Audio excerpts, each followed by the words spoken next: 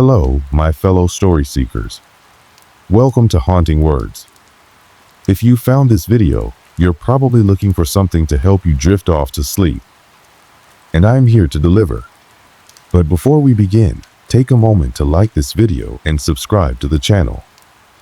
Now, get comfy, turn off the lights, and let your mind wander as I take you through tonight's story.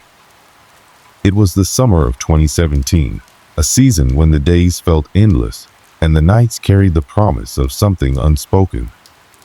I was living in a small, unremarkable town tucked away in the Pacific Northwest.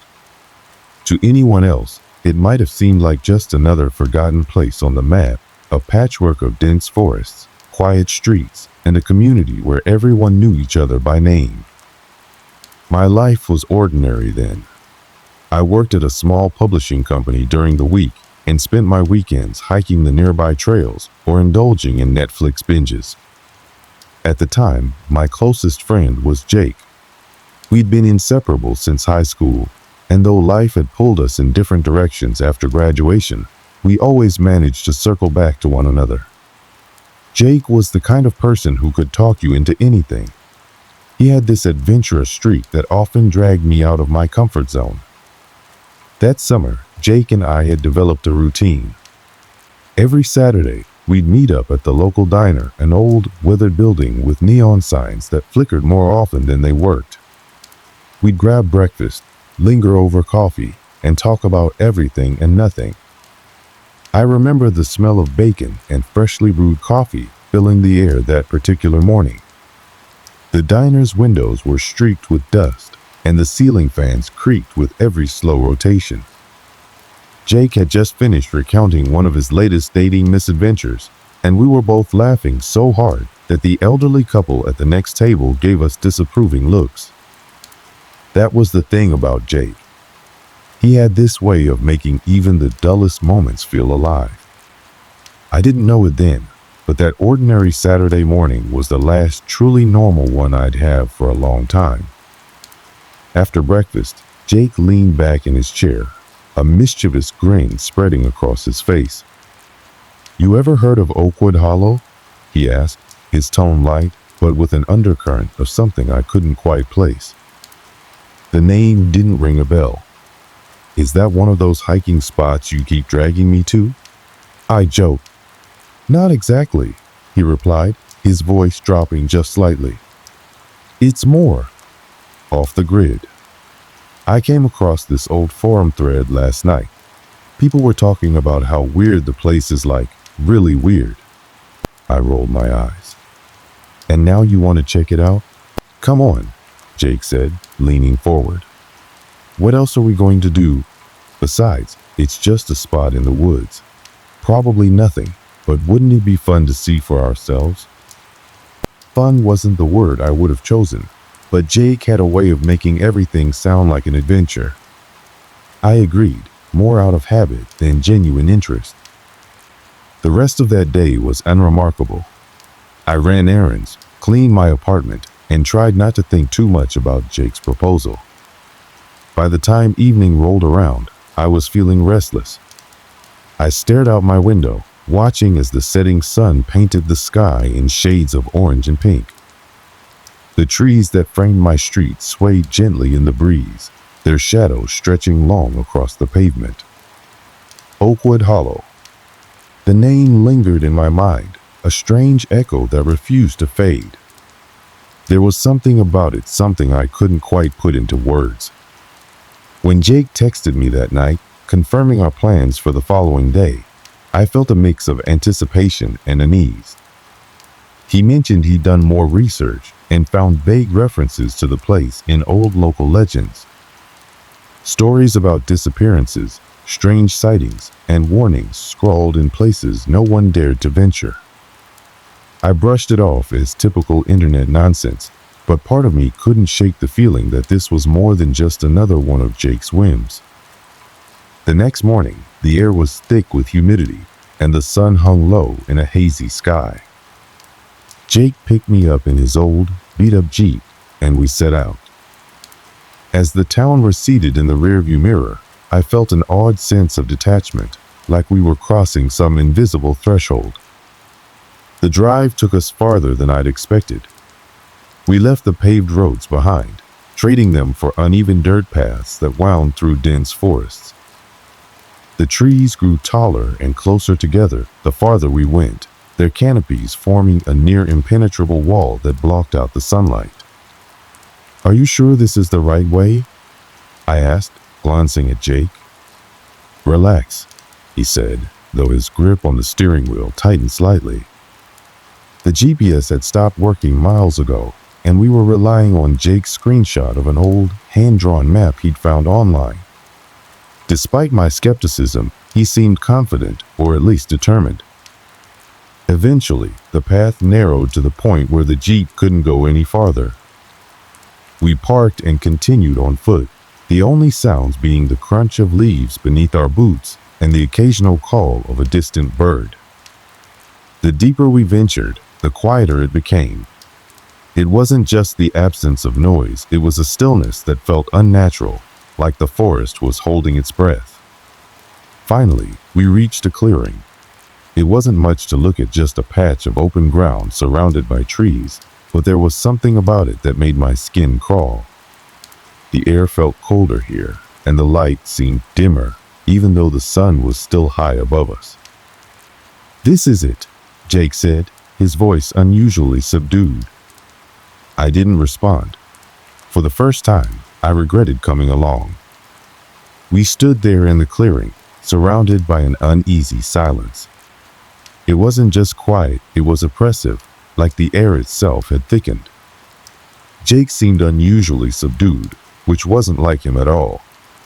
Normally, he'd crack a joke or try to lighten the mood, but he just stood there, staring ahead like he was waiting for something. "Okay," I said, breaking the silence. "So now what? Are we just going to stand here?" Jake snapped out of his trance and smiled, but it didn't quite reach his eyes. "Let's look around. Maybe there's something cool out here." I wasn't exactly thrilled about the idea, but I didn't want to be the one to call it quits. So we started walking, slowly circling the clearing and examining our surroundings. At first, it felt like any other patch of forest. The ground was uneven, littered with leaves and broken branches, and the trees loomed overhead like silent sentinels. About 10 minutes into our exploration, Jake stopped abruptly. "Do you see that?" he asked, pointing to the base of a tree a few yards ahead. I squinted, but didn't notice anything unusual at first. Then, as we got closer, I saw it a small pile of stones, arranged in a neat, deliberate stack. "Okay," I said, trying to keep my voice light. "So someone's been out here before us. Big deal." Jake crouched down, inspecting the pile more closely. "It's weird though. Look at the edges of the stones, they're worn smooth, like they've been here a long time. But there's no moss or dirt on them. It's like someone just put them here. Or maybe they just cleaned them off," I said, shrugging. "People do weird things in the woods all the time." Jake didn't respond. He stood up and glanced around, his expression unreadable. "Let's keep going." We moved deeper into the forest, following no particular path. The trees grew denser, their branches intertwining above us and casting strange, shifting shadows on the ground. The farther we went, the stronger that feeling of unease became. Then we heard it, a faint sound, almost like a whisper, carried on the wind. "Did you hear that?" Jake asked, stopping in his tracks. I nodded, my heart pounding. "Probably just the wind," I said, though even as I spoke the words, I didn't believe them. The sound came again, clearer this time. It wasn't the wind. It was rhythmic, almost melodic, but distorted in a way that made my skin crawl. Jake turned to me, his eyes wide. "It's coming from that direction," he said, pointing to the right. "Maybe we should go back," I suggested, my voice shaky. But Jake was already moving toward the sound, his curiosity outweighing his caution. I hesitated for a moment before following him, my stomach churning with a mix of fear and annoyance. We pushed through a thicket of bushes and emerged into another clearing smaller than the first, but somehow even more unsettling. In the center stood an old wooden structure, barely more than a frame. It looked like it might have been a small shed or cabin at some point, but time and nature had taken their toll. "What is this?" Jake muttered, stepping closer. The structure was covered in strange symbols, carved deep into the wood. Some were geometric, others more abstract, but they all seemed connected in a way I couldn't quite comprehend. Jake pulled out his phone and snapped a few pictures. "This is incredible," he said, his voice tinged with awe.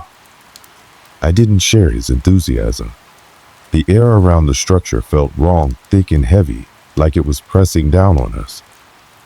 "Let's go," I said, my voice sharper than I'd intended. "Just a second," Jake replied, circling the structure. As he moved around to the back, I heard him gasp. "You have to see this," he called.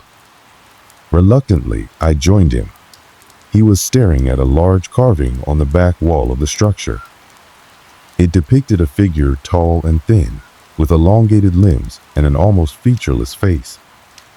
The carving was crude but disturbingly detailed, and something about it made my chest tighten. "What the hell is that supposed to be?" I asked, taking a step back. Jake didn't answer. He was staring at the carving like he was in a trance, his eyes wide and unblinking. "Jake," I said, my voice rising. "We need to go. Now." He finally tore his gaze away and nodded, though he didn't look entirely convinced. As we retraced our steps, the forest seemed different, darker, quieter, and somehow smaller.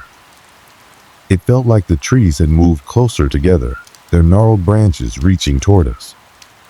"Do you feel that?" Jake asked, his voice barely above a whisper. I nodded, too afraid to speak.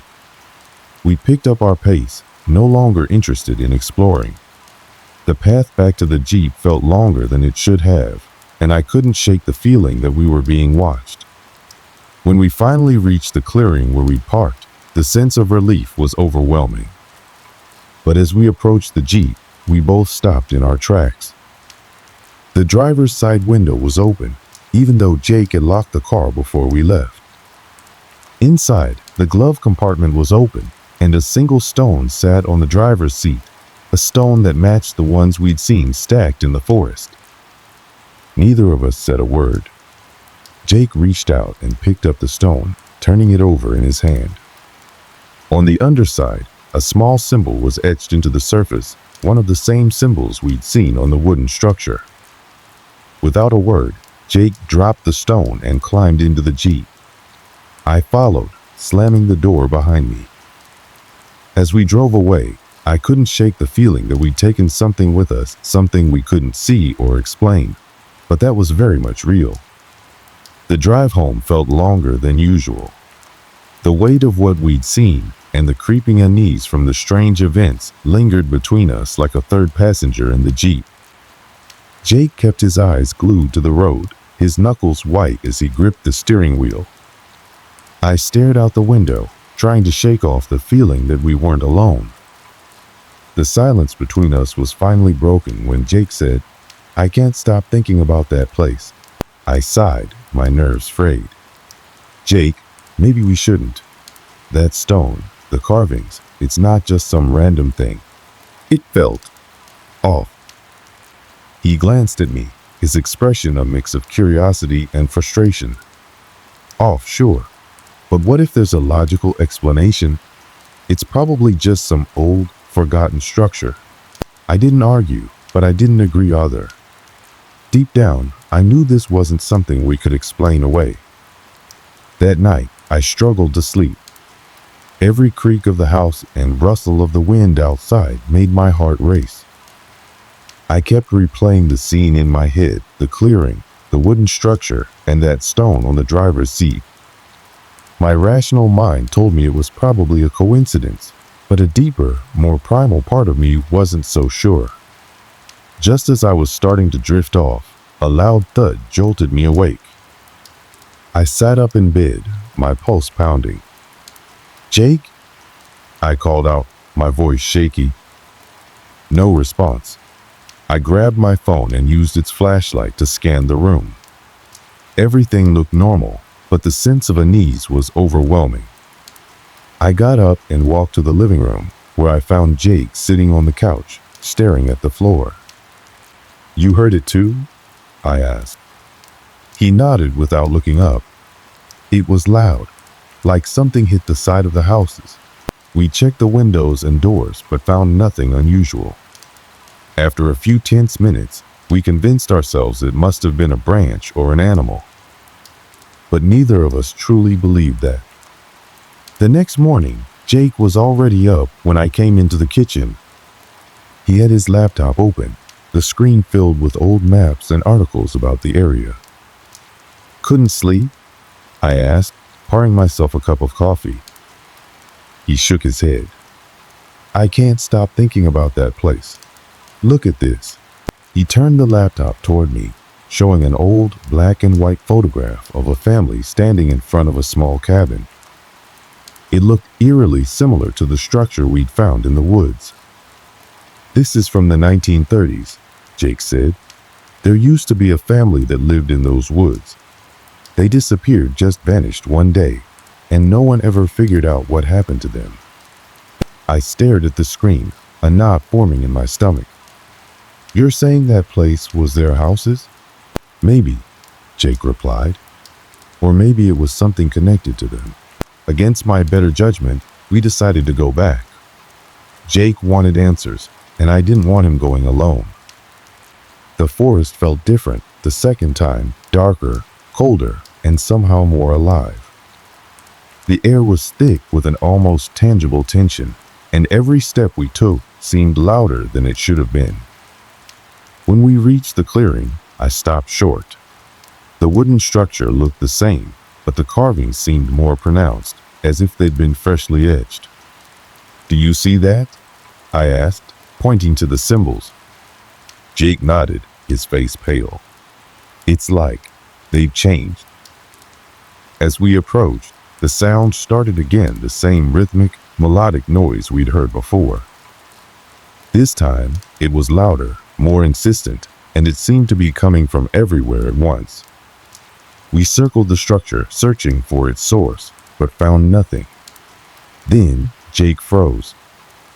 "Look," he whispered, pointing to the ground. I followed his gaze and saw a trail of footprints leading away from the structure. They were large and barefoot, the toes elongated in a way that didn't look human. "Let's go," I said, my voice trembling. But Jake was already following the trail. The footprints led us to another clearing, this one smaller and completely barren. In the center stood a stone altar, weathered and covered in moss. On its surface was a single object, a small wooden carving of the same figure we'd seen etched into the structure. Jake reached out to pick it up, but I grabbed his arm. "Don't," I said. "We don't know what it is." He hesitated, then pulled his hand back. "We need to document this," he said, pulling out his phone. As he took pictures, I felt a chill run down my spine. The air around us had gone completely still, no wind, no rustling leaves, nothing. Then, from the trees, a sound broke the silence, a low, guttural growl that sent shivers through my entire body. "Jake," I whispered, "we need to leave. Now." He didn't argue. We turned and ran, the sound of the growl following us through the forest. That night, the strange events escalated. It started with the sound of footsteps outside the house, slow, deliberate, and impossibly heavy. Jake and I stood by the window, peering out into the darkness, but saw nothing. Then came the scratching, a faint, rhythmic noise that seemed to move around the house. It started at the front door, then moved to the windows, then to the back door. "Do you think it followed us?" I asked, my voice barely audible. Jake didn't answer. He was gripping a flashlight in one hand and a kitchen knife in the other, his eyes darting toward every sound. When the noises finally stopped, we tried to convince ourselves it was over.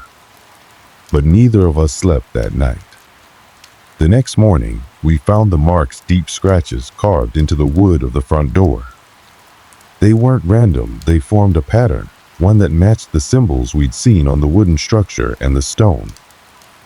What does it mean? I asked, my voice shaking. Jake didn't answer.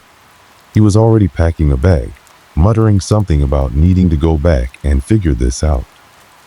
Despite my protests, we returned to the forest one final time. This time, we didn't just feel unwelcome, we felt hunted. The forest seemed to close in around us, the trees looming larger and the shadows growing darker. When we reached the clearing, the structure was gone. In its place was a gaping hole in the ground, surrounded by the same symbols carved into the dirt. Jake stepped closer, peering into the hole. "There's something down there," he said, his voice barely above a whisper. Before I could stop him, he climbed down into the darkness. What he found would change everything. Jake disappeared into the hole before I could stop him, his flashlight beam quickly swallowed by the darkness below. The moment he descended, the air around me seemed to shift, growing denser and colder. A low hum filled the clearing, vibrating through the ground and into my chest. "Jake!" I yelled, my voice cracking under the weight of my fear. "Come back up." "I see something," he called back, his voice faint but steady. "Just a little further." I wanted to stop him, but my legs felt frozen in place. I gripped the edge of the hole and leaned in, my heart hammering against my ribs. The flashlight beam danced across jagged walls, revealing something carved deep into the stone, a labyrinth of symbols that mirrored the ones we'd seen on the structure and the door of our house. Then the beam stopped moving. "Jake?" I called again, my voice trembling. For a moment, there was only silence. Then I heard him scream. The sound was raw, primal, and unlike anything I'd ever heard from him before. It was the kind of scream that told me he wasn't just afraid, he was in unimaginable pain. "Jake!" I shouted, panic seizing me. I couldn't just stand there. Without thinking, I grabbed the spare flashlight from my backpack and climbed into the hole. The descent felt endless, the air growing colder with each step. The walls of the tunnel seemed to close in, and the symbols etched into the rock seemed to glow faintly, pulsating like a heartbeat. My own breaths echoed around me, each one shorter and sharper than the last. When I reached the bottom, the narrow passage opened into a cavern. The flashlight's beam barely pierced the oppressive darkness, but it was enough to see Jake kneeling in the center of the space. He was clutching his head, rocking back and forth, and muttering incoherently. "Jake," I whispered, approaching him cautiously. "It's me. Are you okay?" He didn't respond. His eyes were wide, unfocused, and filled with sheer terror. "What happened?" I asked, kneeling beside him and placing a hand on his shoulder. He flinched at my touch, as if I'd burned him. "It's here," he muttered, his voice barely audible. "It's watching us." Before I could ask what he meant, I felt it, the presence. It wasn't something I could see or hear, but I knew it was there. The air around us seemed to vibrate, and the darkness felt alive, pressing in on us from all sides. Then the hum returned, louder this time, resonating through the cavern and rattling my bones. I swung the flashlight around, desperate to find the source, but it only illuminated jagged rocks and the endless, impenetrable shadows. "Jake, we have to go," I said, my voice trembling. But he didn't move. His gaze was fixed on something just beyond the flashlight's reach. Slowly, I turned to follow his line of sight. That's when I saw it. At first, it was just a shimmer in the darkness, like heat rising off asphalt. But as the hum grew louder, the shimmer took shape. It was tall and impossibly thin, its limbs unnaturally long, and its head tilted at an inhuman angle. Its eyes, or what I assumed were eyes, were two glowing points of light, pulsing in time with the hum. It didn't move, but I could feel its gaze locked on us. "Jake," I whispered, my throat dry. "We have to go. Now." He finally looked at me, his face pale and streaked with tears. "It doesn't want us to leave," he said, his voice flat and lifeless. I grabbed his arm, pulling him to his feet. "I don't care what it wants. We're leaving." He resisted at first, but then something in him seemed to snap, and he let me drag him toward the tunnel. The hum grew louder with each step, the cavern trembling as if the entity itself was angry. As we scrambled up the narrow passage, I could hear something following us, a series of sharp, rhythmic clicks, like claws tapping against stone. "Don't look back," I told Jake, though I wasn't sure if I was saying it for his benefit or mine. We emerged from the hole just as the hum reached a deafening crescendo. I shoved Jake forward, and we ran through the forest, the clicking sounds still close behind us. The trees seemed to blur together, their branches clawing at us as we stumbled through the undergrowth. When we finally burst out of the woods and into the clearing near the Jeep, the noises stopped. I turned back, expecting to see the entity, but there was nothing, just the dark outline of the forest, silent and still. We didn't speak on the drive home. Jake stared out the window, his face pale and haunted, while I gripped the steering wheel so tightly my knuckles turned white. When we got back to the house, I noticed something strange. The scratches on the door were gone, as if they'd never been there.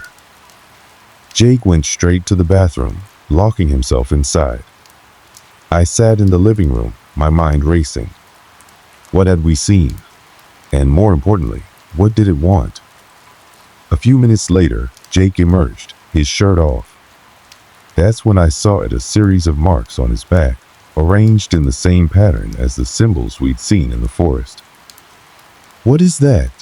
I asked, my voice trembling. He looked at me, his eyes filled with a mix of fear and resignation.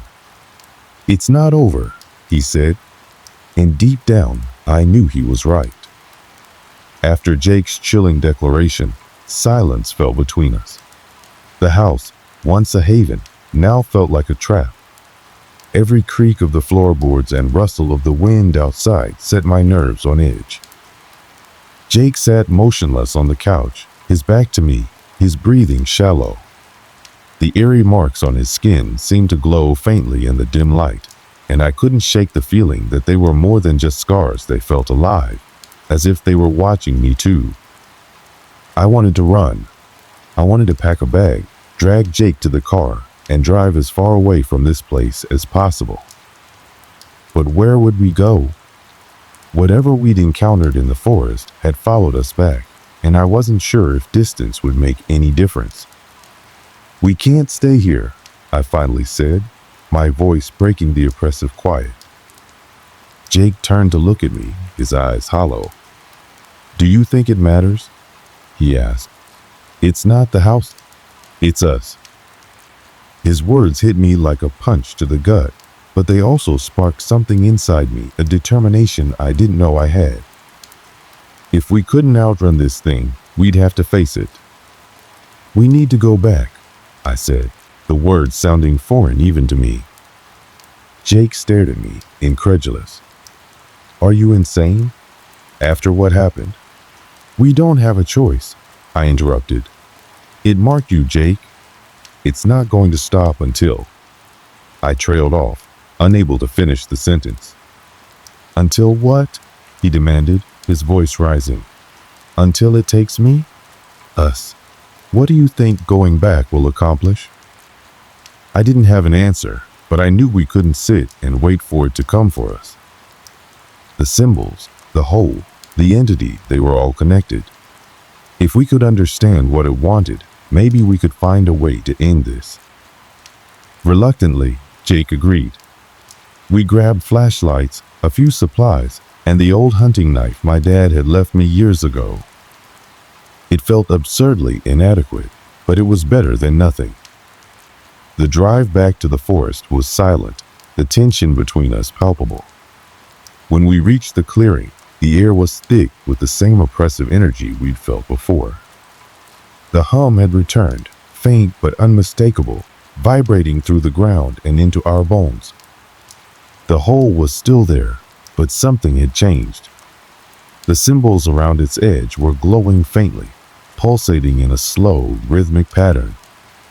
"This is a bad idea," Jake muttered, his voice barely audible. "Probably," I admitted, gripping the flashlight tightly. "But we have to try." We descended into the hole together this time, the beam of our flashlights cutting through the suffocating darkness. The walls seemed to close in even more than before, and the symbols glowed brighter with each step. When we reached the cavern, the entity was waiting for us. It didn't shimmer this time. It was fully formed, its impossibly thin body looming over us, its glowing eyes fixed on Jake. The hum grew louder, more intense, making it hard to think. I stepped in front of Jake, holding the knife out in what felt like a pitiful attempt to protect us. "What do you want?" I demanded, my voice shaking. The entity didn't respond, but the hum changed. It became almost melodic, rising and falling in a pattern that felt intentional, like a language I couldn't understand. Jake clutched his head, sinking to his knees. "It's in my head," he gasped. "It's trying to tell me something." "What is it saying?" I asked, panic creeping into my voice. "I don't know," he groaned. "It's showing me things, images, memories." I didn't know what to do. The knife in my hand felt useless, and the entity seemed unfazed by my presence. All I could do was watch as Jake writhed on the ground, his face contorted in pain. Then, as suddenly as it had begun, the hum stopped. The entity stepped back, its glowing eyes dimming slightly. Jake collapsed, gasping for air. "It's gone," he whispered. "No," I said, helping him to his feet. "It's still here, but it let you go." We climbed out of the hole in silence, the weight of what had just happened pressing down on us. When we reached the surface, the symbols around the edge of the hole had stopped glowing, and the hum was gone. "What did it show you?" I finally asked as we made our way back to the car. Jake shook his head. "It was memories. My childhood, our friendship, even tonight. It was like it was trying to understand me, or maybe make me understand it." "Did it work?" I asked. He didn't answer, and I didn't press him. When we got back to the house, everything was eerily normal. The scratches on the door were still gone, and the oppressive feeling that had plagued the place was nowhere to be found. But Jake wasn't the same. He was quieter, more withdrawn, and he refused to talk about what had happened in the cavern. A week later, he moved out, saying he needed time to process everything. I didn't blame him. I wasn't sure how to process it myself. The marks on his back never faded, and every so often, I'd catch him absent-mindedly tracing them with his fingers, as if they held some meaning he couldn't quite grasp. As for me, I couldn't shake the feeling that we'd only scratched the surface of whatever we'd encountered. The entity hadn't attacked us, but it hadn't left us unscathed either. Sometimes, late at night, I'd hear a faint hum in the distance, and I'd wonder if it was calling us back. But I never went. Some questions, I decided, were better left unanswered. The weeks that followed felt like walking through a haze. Jake was gone, his absence carving a hollow space in the houses that no amount of noise or light could fill. I tried to move on, but the events in the forest lingered in my mind, each memory sharper and more haunting than the last. I started to question everything, what we had seen, what had marked Jake, and why we had been drawn to that cursed place. The answers felt maddeningly out of reach, like pieces of a puzzle I couldn't quite assemble. I found myself avoiding mirrors. Every time I caught my reflection, I'd search for something, anything that might indicate I had been marked too. My skin remained unblemished, but the fear stayed. It lived in the back of my mind, creeping into my thoughts when I least expected it. Jake's departure didn't surprise me. We spoke a few times after he left, but our conversations were brief and strained. He admitted he wasn't sleeping well, plagued by vivid dreams he couldn't remember upon waking. The marks on his back, he said, seemed to burn whenever he thought about the cavern. I asked him once if he felt different changed somehow. His answer chilled me. "Not different," he said, "just less." I tried to bury myself in work, in routines, in anything that could anchor me back to normalcy. But normal felt unattainable. The hum from the forest was gone, but it left an echo in my mind that refused to fade. One night, weeks after Jake had left, I woke up to the sound of scratching at my bedroom window. My heart leapt into my throat as I sat up, my eyes darting toward the glass. There was nothing there. I told myself it was a branch, the wind, anything but what my mind wanted to believe. But the next morning, I found faint, jagged marks etched into the wood of the windowsill. They resembled the symbols from the cavern. It felt like a warning or a reminder. As time passed, I began to accept that some things couldn't be explained. The forest, the entity, the marks on Jake's back, they were pieces of a story I would never fully understand. I thought about going back to the forest, to the clearing, to the hole, but something inside me held me back. Jake and I had survived, but at what cost? We had been touched by something beyond our comprehension, something that seemed to exist outside the boundaries of what we knew as reality. It had changed us, though in ways I still couldn't articulate. I stopped trying to make sense of it. The questions were endless, and the answers, if they existed, felt too dangerous to pursue. Now, when I look back on that night, I'm not sure what unsettles me more, the thought that the entity was trying to harm us, or the possibility that it wasn't. Its actions were deliberate, but not necessarily malicious. It had marked Jake, yes, but it hadn't destroyed him. It had communicated in a way that was incomprehensible, yet undeniably intentional. Maybe it was studying us, trying to understand us, or leaving behind a part of itself in Jake. Or maybe it was something else entirely, something I couldn't even begin to fathom. What I do know is this: some places are better left alone. The world is vast and mysterious, filled with wonders and horrors we'll never fully grasp. And sometimes, the most unsettling truths are the ones we weren't meant to find. So now, when I hear the faint hum in the distance or see the symbols in the cracks of the pavement, I look away. I tell myself it's nothing, because acknowledging it means acknowledging that it's still out there watching, waiting, and maybe calling us back.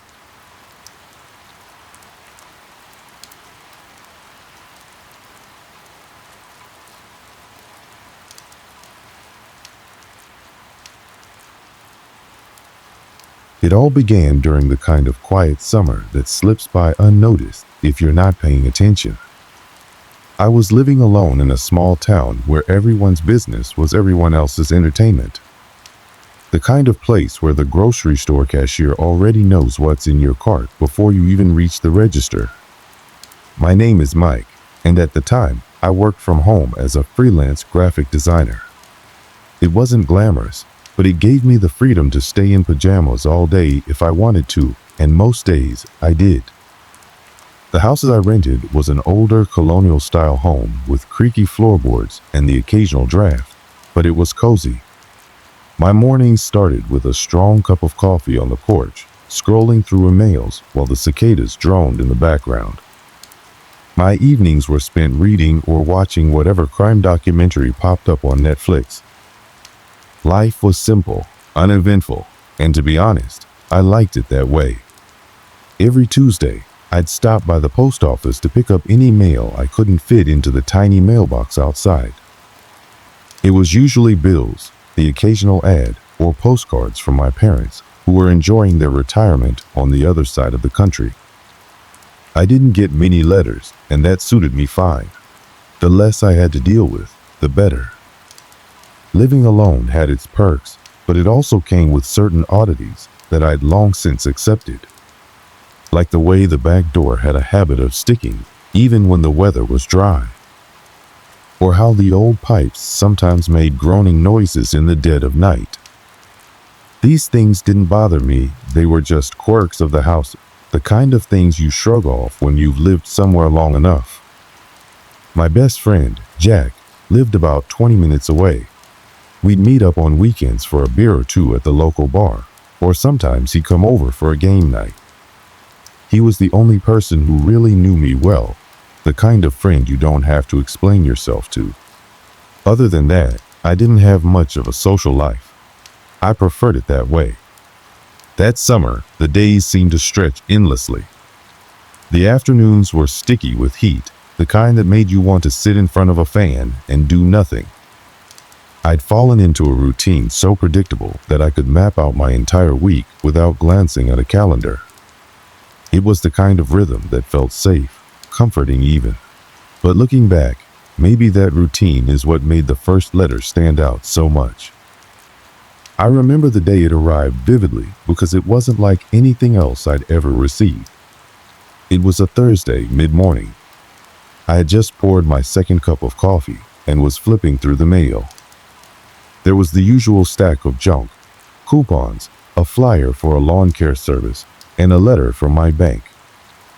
But tucked between all that was something different, an envelope with no return address. The paper felt heavier than usual, almost like it was handmade. My name was written on the front in elegant, swirling handwriting that didn't look familiar. For a moment, I thought it might be some kind of wedding invitation or an oddly formal thank you card. But as I turned it over in my hands, something about it unsettled me. I set it aside, telling myself I'd look at it later. After all, who gets an anonymous letter in the mail these days? It was probably a mistake, something meant for the previous tenant. That's what I told myself as I went back to my coffee and emails. But I couldn't shake the feeling that the letter was watching me somehow, like it had weight beyond the paper it was written on. When I finally opened it, the first thing I noticed was the smell. A faint, metallic scent, like old coins. The paper inside was the same heavy material as the envelope, with a texture that made the pen strokes feel raised under my fingertips. The message was short, just a single sentence. I know what you did when you were 9. The words hit me like a punch to the gut. My heart started racing, my hands trembling slightly as I read the sentence again, then again. It didn't make sense. At first, I laughed, thinking it had to be some kind of prank. But the laughter faded quickly, replaced by a creeping unease. What could it mean? I hadn't done anything noteworthy at 9, nothing that anyone would care about decades later. My mind raced, trying to recall every detail of that year, but nothing stood out. It had to be a mistake, I told myself. A weird coincidence. Someone had mixed me up with someone else. I tried to forget about it, but the letter stayed with me throughout the day. It wasn't just the message, it was the feeling that came with it, like someone was reaching into a part of my life I hadn't thought about in years. By evening, I had tucked the letter away in a drawer, out of sight, but definitely not out of mind. And so, life went on, or at least I tried to make it seem that way. But in the back of my mind, that single sentence kept replaying itself over and over. I know what you did when you were 9. As I sat on my porch that evening, staring out at the fireflies blinking in the dusk, I couldn't shake the feeling that something had shifted. My quiet, uneventful life didn't feel so safe anymore. The letter stayed tucked away in my desk drawer for the next few days. I tried to forget about it, convincing myself it wasn't worth the energy to obsess over something so cryptic. Life carried on in its usual rhythm.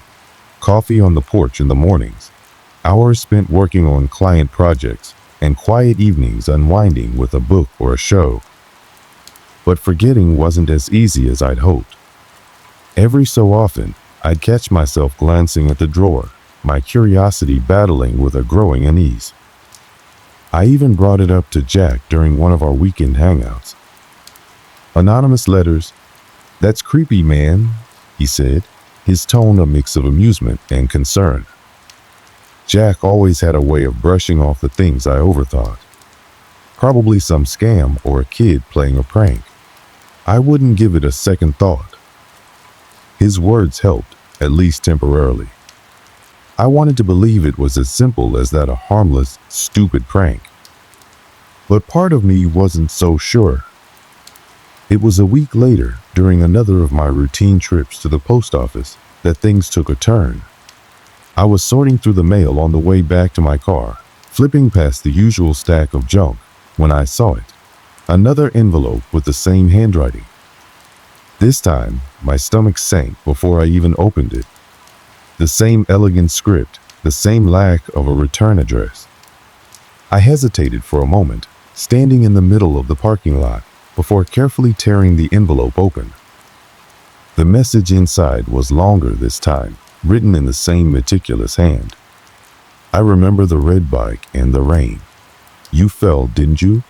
The blood washed away so quickly, but the scar remained." I froze.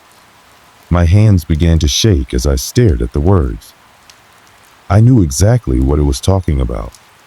When I was 9 years old, I'd gotten a red bike for my birthday, a shiny second-hand model that felt like the coolest thing in the world at the time. A few weeks later, I'd taken it out during a light drizzle, ignoring my mom's warnings about slippery roads. I lost control, skidded, and hit the pavement hard. I still had the faint scar on my knee as a reminder.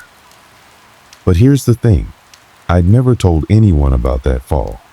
Not my parents, not Jack, not even the kids I grew up with. It wasn't some traumatic event or anything. I just didn't see the point of mentioning it. So how did someone know? By the time I got back to the car, my mind was racing. I went straight home, locked the door behind me, and sat at the kitchen table, rereading the letter over and over. My first instinct was to call Jack, but I stopped myself. What would I even say? That I'd gotten a second weird letter, and now I was convinced someone was watching me? I tried to rationalize it. Maybe someone from my childhood had written it. But why now? And how would they even know where to send it? The more I tried to piece it together, the less sense it made. That night, sleep didn't come easily. Every creak of the old house, every groan of the pipes seemed louder, sharper. I told myself it was just my imagination running wild, but the unease wouldn't let go. The next day, I avoided the desk drawer entirely. I couldn't bring myself to look at the first letter again, not after the second one had dug up a memory I hadn't thought about in years. I went through the motions of my day, but my mind kept wandering back to the envelope. A few days later, I found myself standing in the post office parking lot again, staring at another identical envelope. The sight of it sent a shiver down my spine. I almost didn't open it, but curiosity or maybe fear got the better of me. This letter was even more specific. The attic always made you uneasy, didn't it? The shadows seemed alive, and the air felt heavier up there. Do you still avoid it now? My heart pounded as I read the words. I hadn't thought about the attic in years, not since I moved out of my childhood home. It wasn't anything sinister, just one of those childhood fears I'd outgrown. The attic had been dark, musty, and filled with things my family rarely used. As a kid, I'd always felt like I was being watched up there, even though I knew it was just my imagination. But how could this letter bring up something so personal, so obscure? It wasn't a memory I'd shared with anyone, not even in passing. This time, I didn't try to rationalize it. I drove straight to Jack's house, letter in hand. "Another one?" he asked, frowning as he read it. "Okay, this is getting weird." I could see the concern in his eyes, though he tried to downplay it. "Maybe it's someone from your past messing with you," he said, but his voice lacked conviction. "Did you piss anyone off back in the day?" "No," I said, shaking my head. "And even if I had, how would they know about this stuff?" "The attic, the bike." "Jack, I didn't tell anyone about those things." He leaned back in his chair, rubbing his chin. "Maybe it's someone who knew you as a kid. Could be a coincidence. Or maybe they're just really good at guessing." I didn't respond. The word coincidence felt flimsy, like it couldn't hold up under the weight of what was happening. That night, I decided to check the house, top to bottom. I told myself it was just to ease my nerves, but deep down, I was looking for something, anything that could explain the letters. I checked the locks on the windows and doors, peered into closets, and even climbed up into the attic for the first time since moving in. The attic was just as I remembered, dusty, cluttered, and suffocatingly quiet. I stood there for a few minutes, shining my flashlight around, but nothing seemed out of place. Still, the feeling of being watched crept over me, the hairs on the back of my neck standing on end. I left quickly, shutting the hatch behind me with trembling hands. I didn't sleep much that night or the next. Each day, I dreaded going to the post office, afraid of what new memory the next letter would drag to the surface.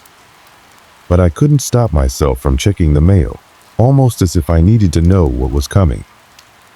The letters had become more than just a nuisance, they were a puzzle I couldn't ignore. Someone out there knew things about me that they had no business knowing, and they weren't stopping. The letters didn't stop. It was almost as if whoever was sending them knew I was on edge. Each envelope seemed to arrive exactly when I'd begun convincing myself I could move on. The third letter came just 2 days after the one about the attic.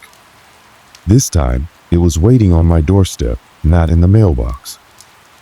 I stared at the envelope for a long moment, feeling the air around me thicken with unease.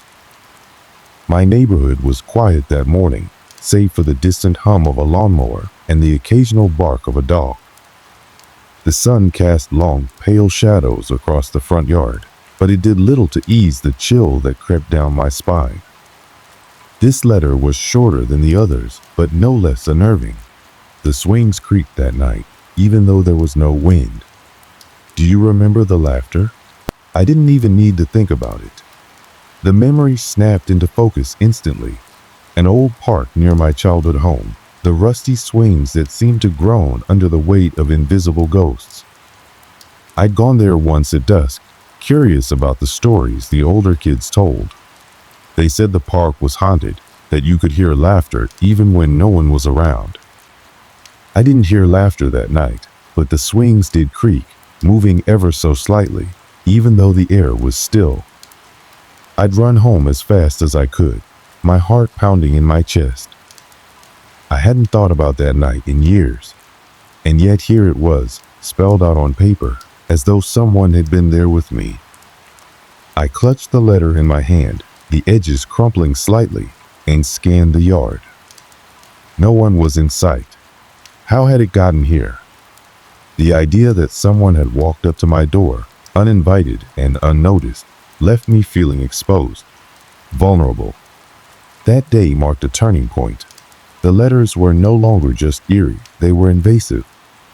Whoever was behind this wasn't just digging into my past, they were making it clear they could reach me whenever they wanted. The fourth letter arrived the next morning.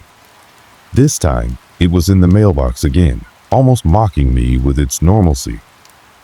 I knew I should have stopped opening them by now, but the curiosity and the fear was too overwhelming. The basement light never worked right, did it? You always left it on, just in case. The shadows were better when they moved. I dropped the letter as if it had burned me. The basement. I hadn't thought about the basement of my childhood home in years, and for good reason. It had always given me the creeps. The single bulb hanging from the ceiling often flickered, casting strange patterns on the walls. As a kid, I developed a habit of leaving the light on, convinced that the darkness might come alive if I didn't. I spent the rest of the day pacing the house, unable to focus on anything. The mundane sounds of life, the hum of the refrigerator, the creak of the floorboards felt louder, sharper. Every shadow seemed to stretch further than it should, and I couldn't shake the feeling that I was being watched. That evening, I decided I couldn't handle this alone anymore. I called Jack. "I don't know what to do, man," I said, my voice shaky. "It's like whoever's doing this knows everything about me. Stuff I've never told anyone. Stuff I barely remember myself." Jack was quiet for a moment. When he finally spoke, his voice was serious. "We need to figure out who's behind this. There's got to be some explanation. Are you sure there's no one from your past who pulls something like this?" "No one," I said firmly. "I've been racking my brain, and I can't think of anyone who would know this much about me, let alone go through this much trouble." "Then maybe it's time to get some help," Jack said. "Hire someone. A private investigator, maybe." The idea made sense, but it also felt extreme. Still, I couldn't ignore the truth. Whoever was doing this wasn't going to stop. Over the next few days, Jack and I started trying to piece together the puzzle. We went over the letters again and again, looking for clues. The handwriting was precise but unfamiliar. The envelopes were plain, without any distinct markings, and there was no pattern to when or where they appeared. Some were in the mailbox, others on my doorstep. Jack even suggested installing a security camera, which I did the very next day. The camera gave me a sense of control, however small, but it didn't stop the letters. The fifth one arrived a week later, and it was the most unsettling yet. It wasn't the storm that scared you. It was the handprint on the window, the one you swore was on the outside. I felt my knees go weak as I read the words. The handprint. I was 13, home alone during a thunderstorm. I'd been watching the rain streak down the windows when I saw it, a faint handprint pressed against the glass. It was large, too big to be mine, and I was certain it hadn't been there earlier. The storm had drowned out any sound, but I'd felt certain someone was outside. I'd locked every door and window in the house, my heart racing with a terror I couldn't explain. The next morning, when the storm had passed, the handprint was gone. I hadn't told anyone about that night, not my parents, not my friends, not even Jack. Now, as I stared at the letter, the walls of my house seemed to close in on me. Whoever was sending these letters wasn't just pulling random details from my past. They were targeting moments of fear, of vulnerability. After the fifth letter, the sense of being watched became unbearable. The security camera didn't catch anything unusual, but I couldn't shake the feeling that I wasn't alone. I started hearing faint noises at night, soft creaks in the hallway, the rustle of leaves outside my window. One night, I woke up to a sound that made my blood run cold. It was a faint tapping, rhythmic and deliberate, coming from the front door. I froze, my breath caught in my throat. The tapping continued for what felt like an eternity before stopping abruptly. When I finally worked up the courage to check, there was no one there. But on the welcome mat lay another envelope. By now, the letters were arriving almost daily, each one dredging up another memory. The details were so specific, so intimate, that they felt like a violation. My life was no longer my own. It belonged to whoever was behind this. Jack stayed over a few nights, but even his presence couldn't ease the tension. The house felt alive, its silence heavy and oppressive. One night, as we sat in the living room going over the letters, Jack pointed something out that I hadn't noticed before. "Look at the dates," he said, spreading the letters out on the coffee table. "These aren't random memories. They're all from times when you were scared. Like, genuinely scared." He was right. The bike accident, the attic, the basement, the storm, they weren't just memories. They were moments of fear, moments when I'd felt helpless. "Whoever's doing this," Jack said, his voice low, "they're trying to get inside your head." And they were succeeding.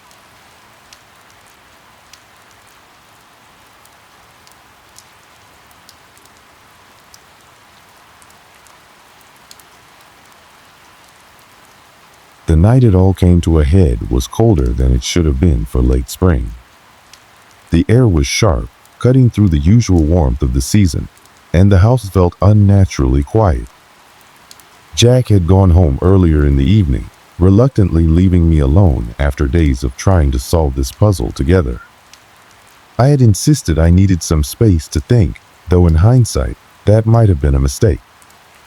I tried to distract myself with TV, scrolling aimlessly through streaming options, but nothing could hold my attention. The letters sat on the coffee table, each one a vivid reminder of my unraveling sense of safety. Around midnight, I turned off the TV and sat in silence, listening to the creaks and groans of the house. For the first time in years, I wished I didn't live alone. Then it happened. It started with a faint sound, soft, almost imperceptible. At first, I thought it was the wind, but it had a rhythm to it, deliberate and slow. Tap, tap, tap. The front door. My chest tightened as I stared toward the entryway. The tapping continued, each knock more insistent than the last. My mind raced. Should I open the door? Call the police? Summoning every ounce of courage I had, I crept toward the door, my heart pounding so loudly it drowned out the sound of my own footsteps. I reached for the doorknob, hesitating for just a moment before swinging it open. No one was there. But on the doorstep was another envelope. I picked up the envelope with trembling hands, my breath catching as I turned it over. Unlike the others, this one had a smudge of dirt on one corner, as if it had been dragged through the ground. My fingers fumbled as I tore it open, pulling out the single sheet of paper inside. "Do you remember the woods? You weren't alone that night." The woods. The memory slammed into me with the force of a freight train. I had been 16, hiking with a group of friends on a camping trip.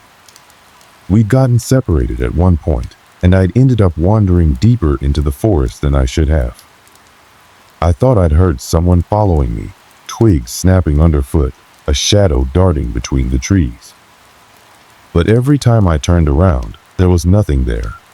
I'd convinced myself it was just my imagination, the tricks of a nervous mind in the dark. But now, holding this letter, I wasn't so sure. I backed away from the door, clutching the letter like a lifeline, and locked it behind me. My hands were shaking so badly that I could barely twist the deadbolt. The house suddenly felt suffocating, the walls pressing in as the shadows seemed to deepen. Then the power went out. The hum of the refrigerator and the faint glow of the living room lamp vanished in an instant. I was plunged into pitch black, the only sound my own ragged breathing.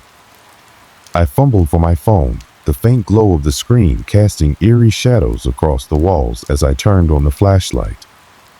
The beam of light cut through the darkness, but it did little to calm my racing heart. I thought about calling Jack, but something stopped me. I didn't want to hear the fear in his voice, didn't want to admit just how terrified I was. Instead, I did something I'd regret. I went to check the breaker. The basement door creaked as I opened it, the familiar smell of damp earth wafting up to greet me. I hesitated on the top step, shining the flashlight down into the darkness. The stairs groaned under my weight as I descended, each step feeling like a descent into some forbidden place. The air grew colder as I reached the bottom, my breath visible in the beam of light. The breaker box was in the far corner of the basement. I crossed the room quickly, my footsteps echoing in the stillness. Just as I reached for the breaker, I heard it. A whisper. It was faint, almost inaudible, but it was there. A single word. My name. I froze, my hand hovering over the switch. The flashlight flickered, the beam sputtering like it was struggling against the darkness. "Who's there?" I called out, my voice trembling. The silence that followed was deafening. I could hear my own heartbeat pounding in my ears, feel the blood rushing through my veins. And then, just as I thought I might have imagined it, the whisper came again. I spun around, the flashlight beam sweeping across the room. For a moment, I saw nothing but shadows and dust. Then, in the corner, something moved. The beam landed on a figure, a person, hunched and motionless. They were shrouded in darkness, their face obscured, but there was no mistaking the shape of a human form. My legs felt like they were made of lead, rooted to the spot as I stared. "Who are you?" I demanded, my voice cracking. The figure didn't answer. Instead, they took a step forward, their movement slow and deliberate. As they stepped into the light, I saw their face, or what should have been their face. It was blank. No eyes, no mouth, no features at all. Just a smooth, pale surface where a face should have been. I screamed, stumbling backward and dropping the flashlight. The beam rolled across the floor, casting erratic shadows as the figure advanced. I turned and bolted up the stairs, my heart pounding so hard I thought it might explode. The door slammed shut behind me, and I locked it, pressing my back against the wood as I gasped for air. The house was silent again, but the fear didn't fade. I couldn't stop shaking, couldn't stop replaying the image of that blank face in my mind. I grabbed my phone and called Jack. When he picked up, I was barely coherent, trying to explain what had happened. "You're not staying there," he said firmly. "I'm coming to get you. Pack a bag. Now." I didn't argue. I grabbed what I could and waited by the door, the letters clutched in my hand like some kind of terrible evidence. When Jack arrived, I practically fell into his arms, my body trembling. "What the hell happened?" he asked, his voice filled with concern. I handed him the latest letter, and as he read it, his face went pale. "This isn't random," he said, his voice barely above a whisper. Whoever this is, they've been watching you. For a long time." I nodded, unable to find the words to respond. As we drove away from the house, I couldn't shake the feeling that this wasn't over. The letters, the memories, the figure in the basement, they were all connected. But to what, I didn't know. And that was the worst part. The following days after that terrifying night passed in a blur of motion, anxiety, and questions without answers. Jack and I managed to escape the house that night, but the relief of leaving that place was short-lived. Though the house was behind us, the dread continued to gnaw at my insides. I felt like I was carrying something heavy, a burden that refused to lift, no matter how far I ran from it. The drive to Jack's apartment had been suffocating. Each passing mile seemed like it only made the gnawing feeling in my chest worse. I had no idea if I was safe, or if this nightmare would follow me wherever I went. Jack did his best to calm me, assuring me that everything would be okay, but I could hear the doubt in his voice. I wasn't alone in my fear. We both knew that whatever I had experienced wasn't normal, and it wasn't something that would disappear with the morning light. When we finally arrived at his place, I was too shaken to do anything except sit quietly on the couch, staring blankly at the walls. The silence in his apartment was strangely comforting, but the weight of the events that had unfolded was too much to escape.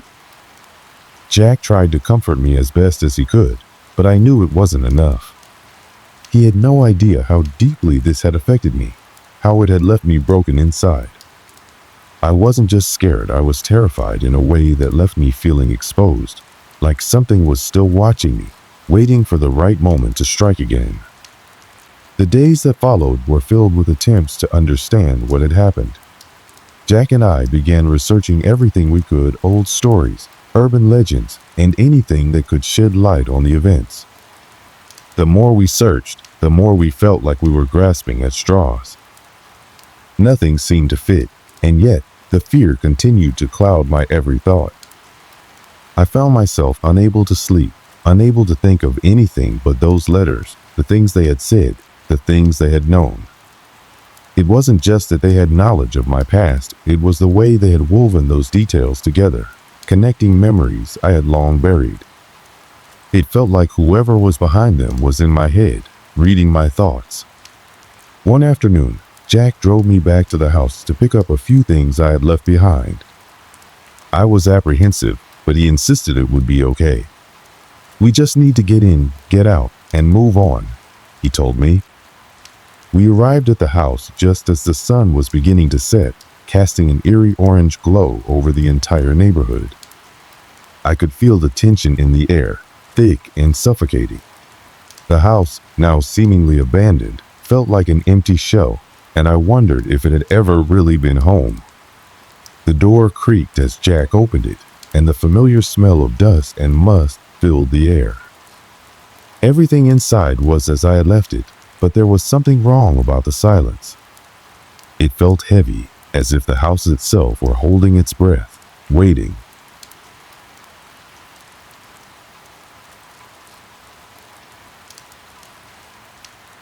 We made our way upstairs to my bedroom, where I had left a few personal items. As I reached for the drawer where I kept my things, something caught my eye. It was a small, folded piece of paper, an envelope, tucked between two books on the shelf. I hesitated, feeling the familiar unease wash over me. Slowly, I opened the envelope, almost afraid of what it might contain. "I know you're back. You can't run forever. The truth will find you, just as it always does." There it was again, the same cold, unsettling words. I looked at Jack, my heart sinking. He reached out and grabbed the envelope from my hands, scanning the note. "This isn't over," he said softly, his face grim. We both knew that whatever was going on, it was bigger than us. Whatever connection the letters had to my past, it wasn't something I could outrun or ignore. The fear was pervasive, suffocating, and I realized that I couldn't stay in this place any longer. Jack and I decided that it was time to leave for good, to start fresh somewhere far away. There was nothing left for me here, and I wasn't sure if the house held any answers, or if it was simply a place for the nightmare to continue. Over the next few days, we packed up the remainder of my things, each box a painful reminder of the life I was leaving behind. I had no desire to look back, no need to keep the past alive. As we loaded up the car, I felt a strange sense of finality. Maybe I was running from something I couldn't understand, but it felt like the only option left. I had no answers, no clarity, but I knew I couldn't stay in that house, not with those letters hanging over me. The drive out of the city was long and quiet. The tension between Jack and me was palpable, the weight of the mystery we had just lived through lingering like a dark cloud. We didn't talk much, each of us lost in our own thoughts. By the time we reached our destination, Jack's childhood home, a small town a few hours away, I felt a sense of temporary relief. The surroundings were peaceful, quiet, far removed from the chaos I'd left behind. It felt like a safe place to breathe, to regain some sense of normalcy. In the weeks that followed, I tried to settle into my new life. I found jobs at a local cafe, and Jack helped me get back on my feet. The simple, everyday routines felt grounding. Yet, despite the calm, I couldn't shake the feeling that something was still wrong. The letters stopped coming, but I couldn't escape the feeling of being watched. The woods I had visited so long ago were close by, and I couldn't help but wonder if they were somehow connected to the terror I had experienced. Despite everything, I couldn't find peace. The letters, the strange figure in the basement, and the eerie whispering haunted me in my dreams. Jack was supportive, as always, but I could see the doubt in his eyes. He had been my rock through everything, but he had his own fears, his own questions. Neither of us had any answers, and the mystery of what happened remained unsolved. Months passed, and I tried to live a life that felt normal. But the weight of the past never fully left me. I stopped thinking about the letters, stopped fearing the dark. But late at night, when the house was quiet, I would sometimes hear a faint tapping sound, a soft, rhythmic noise, like someone knocking on the door. And each time, my heart would race, my breath would catch in my throat, and I would wonder if the past had truly been left behind. The years that followed that terrifying experience at the houses were filled with an uneasy peace. Jack and I settled into our new lives, and slowly, the days grew quieter, the nights less restless. I found a semblance of normalcy in the small town where we lived, far removed from the chaos of the past. I became good at pretending that everything was fine, that the terror was something I had imagined in my mind, a nightmare I had survived. But deep down, I knew better. There were nights when I would lie awake in bed, staring at the ceiling, listening to the wind rustling outside, and I would think back to the houses that had never truly felt like home, the houses that had become a prison. It had been so easy to convince myself that I had left it behind, that I had escaped its grip. But the truth, as much as I wanted to deny it, was that I hadn't. The letters had stopped coming. Yes, the strange figure in the basement hadn't appeared again. But that didn't mean it was over. In fact, I couldn't shake the feeling that something else was lurking just beneath the surface, waiting for the right moment to reveal itself. Jack and I had talked about the events countless times over the years, trying to piece together what had happened, but we always came up empty-handed. There were no answers, only questions. Why me? Why those letters? Why that house? And still, the question that haunted me more than any other was, who was behind it all? I could never forget the look on Jack's face when we had found that last letter in the attic, the one that had sent us running. His face had gone pale, his eyes wide with disbelief. He had been the one to suggest we leave, to get out before it was too late. But as we drove away, I had looked back at the house one last time, and for a brief moment, I thought I saw something or someone standing in the window, watching us go. I had tried to tell myself it was my imagination, but deep down, I knew it wasn't. That house had a way of making you question reality, of making you feel like nothing was ever truly as it seemed. It made you second-guess your own mind, your own memories.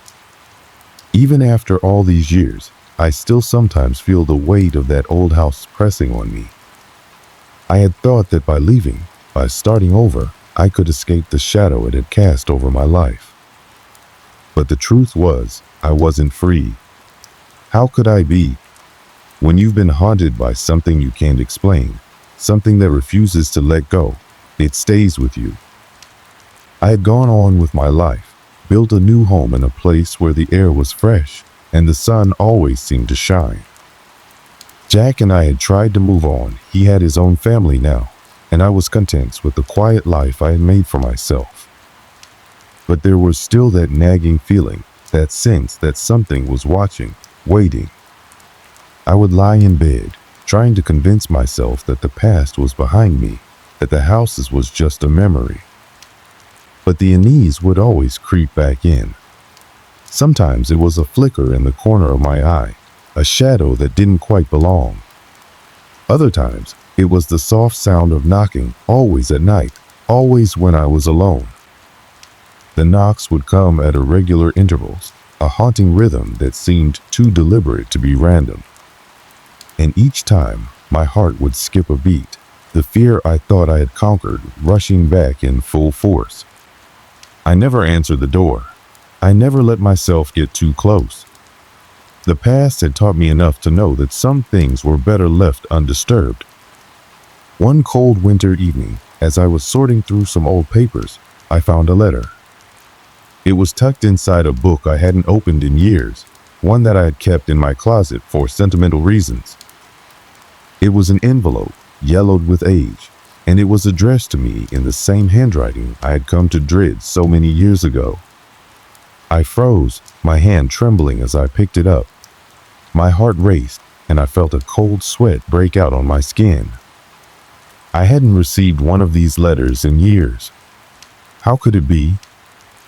I stared at the envelope for what felt like an eternity, trying to convince myself that it was just a coincidence. Maybe it was some old letter I had forgotten about, misplaced. But deep down, I knew it wasn't.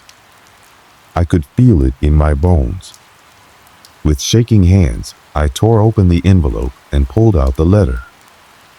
The words inside were simple, yet chilling. You can never escape the past. It will always find you.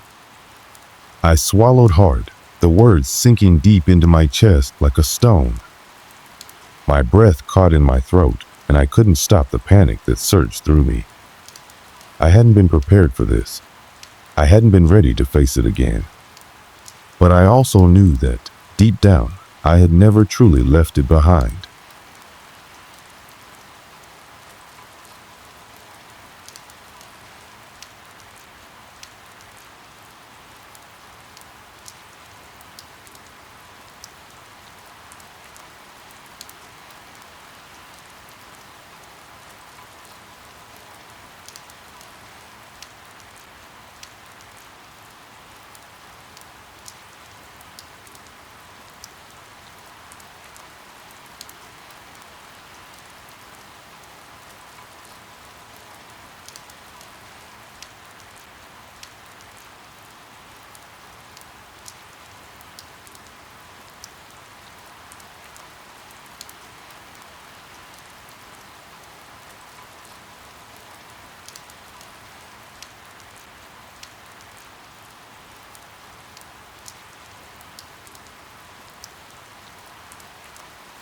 It was an ordinary Wednesday night when everything changed.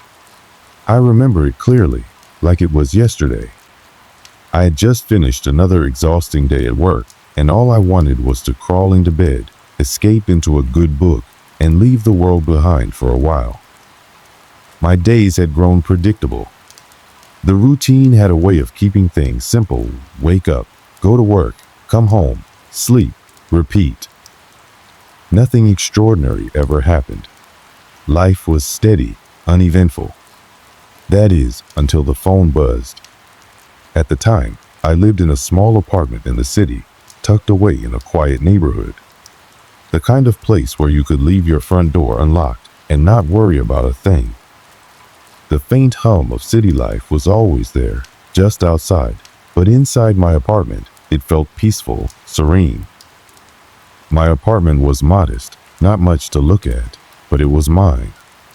The walls were lined with old books, a few framed photos of family, and a mix of comfortable furniture that made it feel more like home than any place I'd ever been. I had a cat, Toby, who was always either napping or running around causing trouble. He was a little bundle of energy, and on this particular night, he was perched on the windowsill, staring out at the moonlit street below.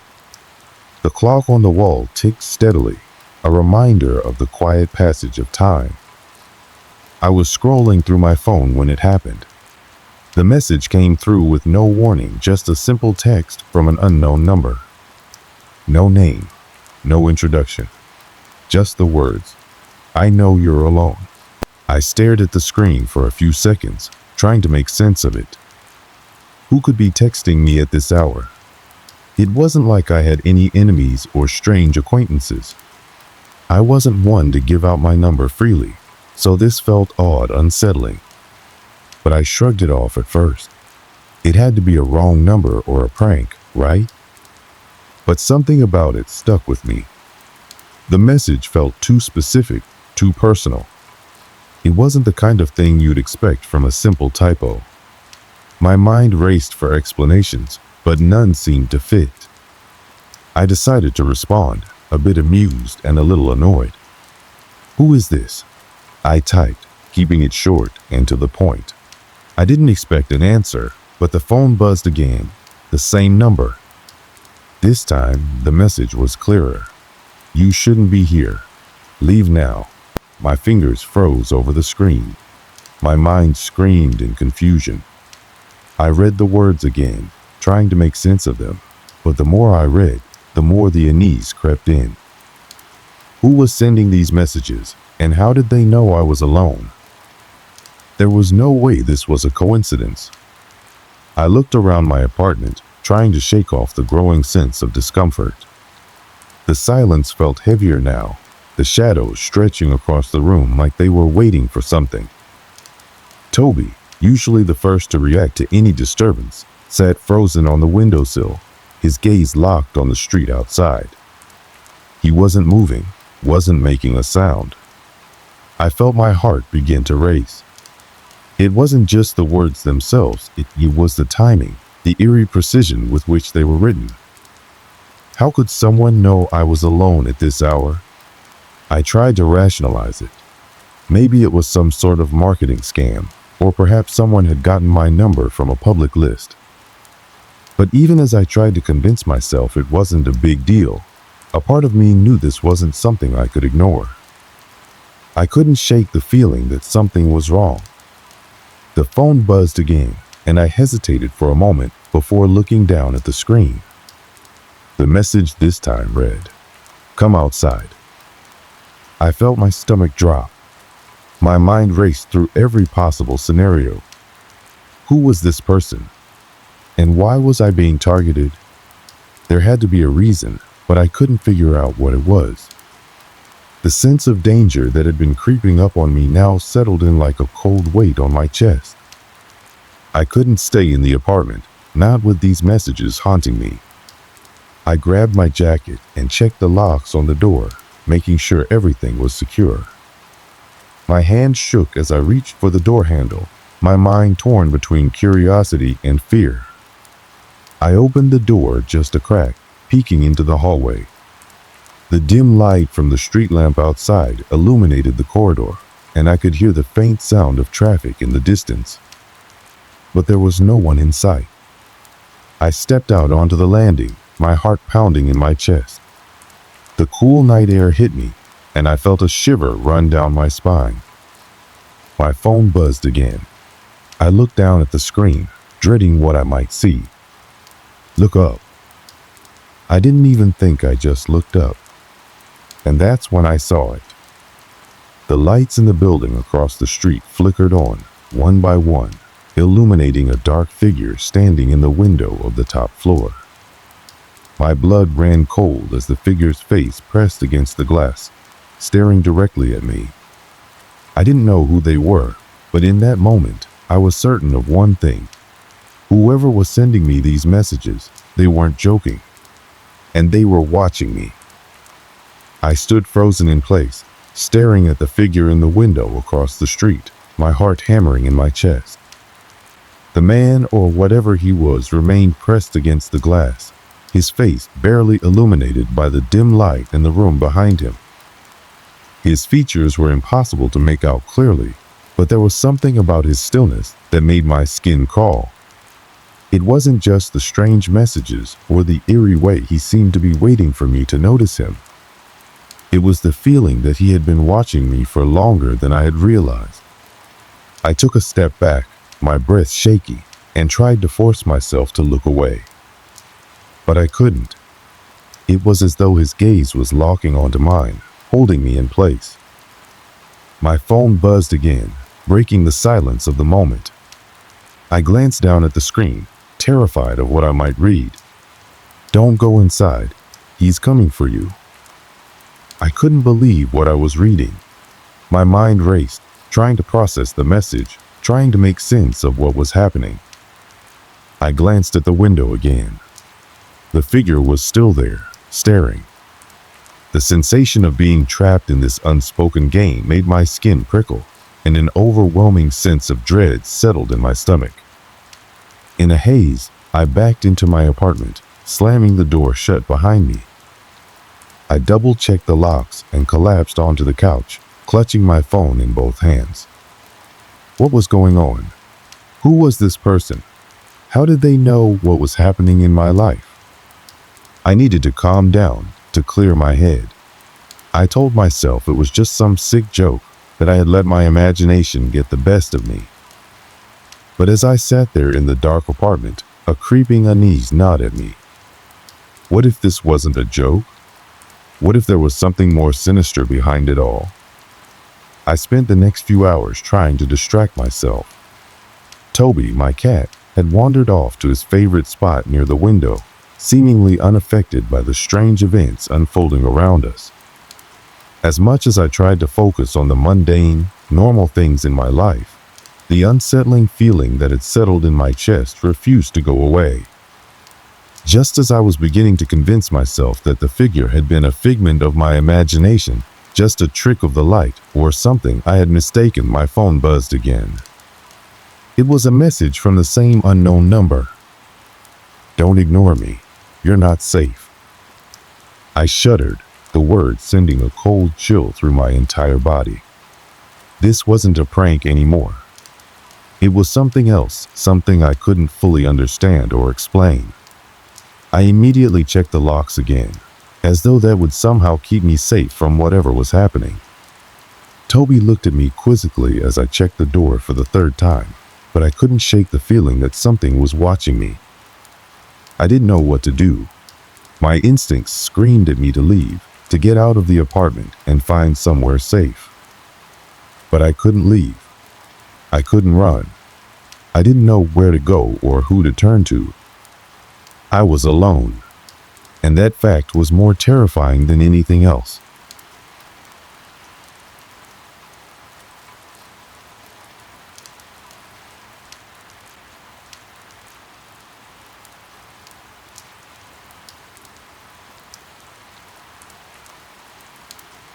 I decided to look out the window again.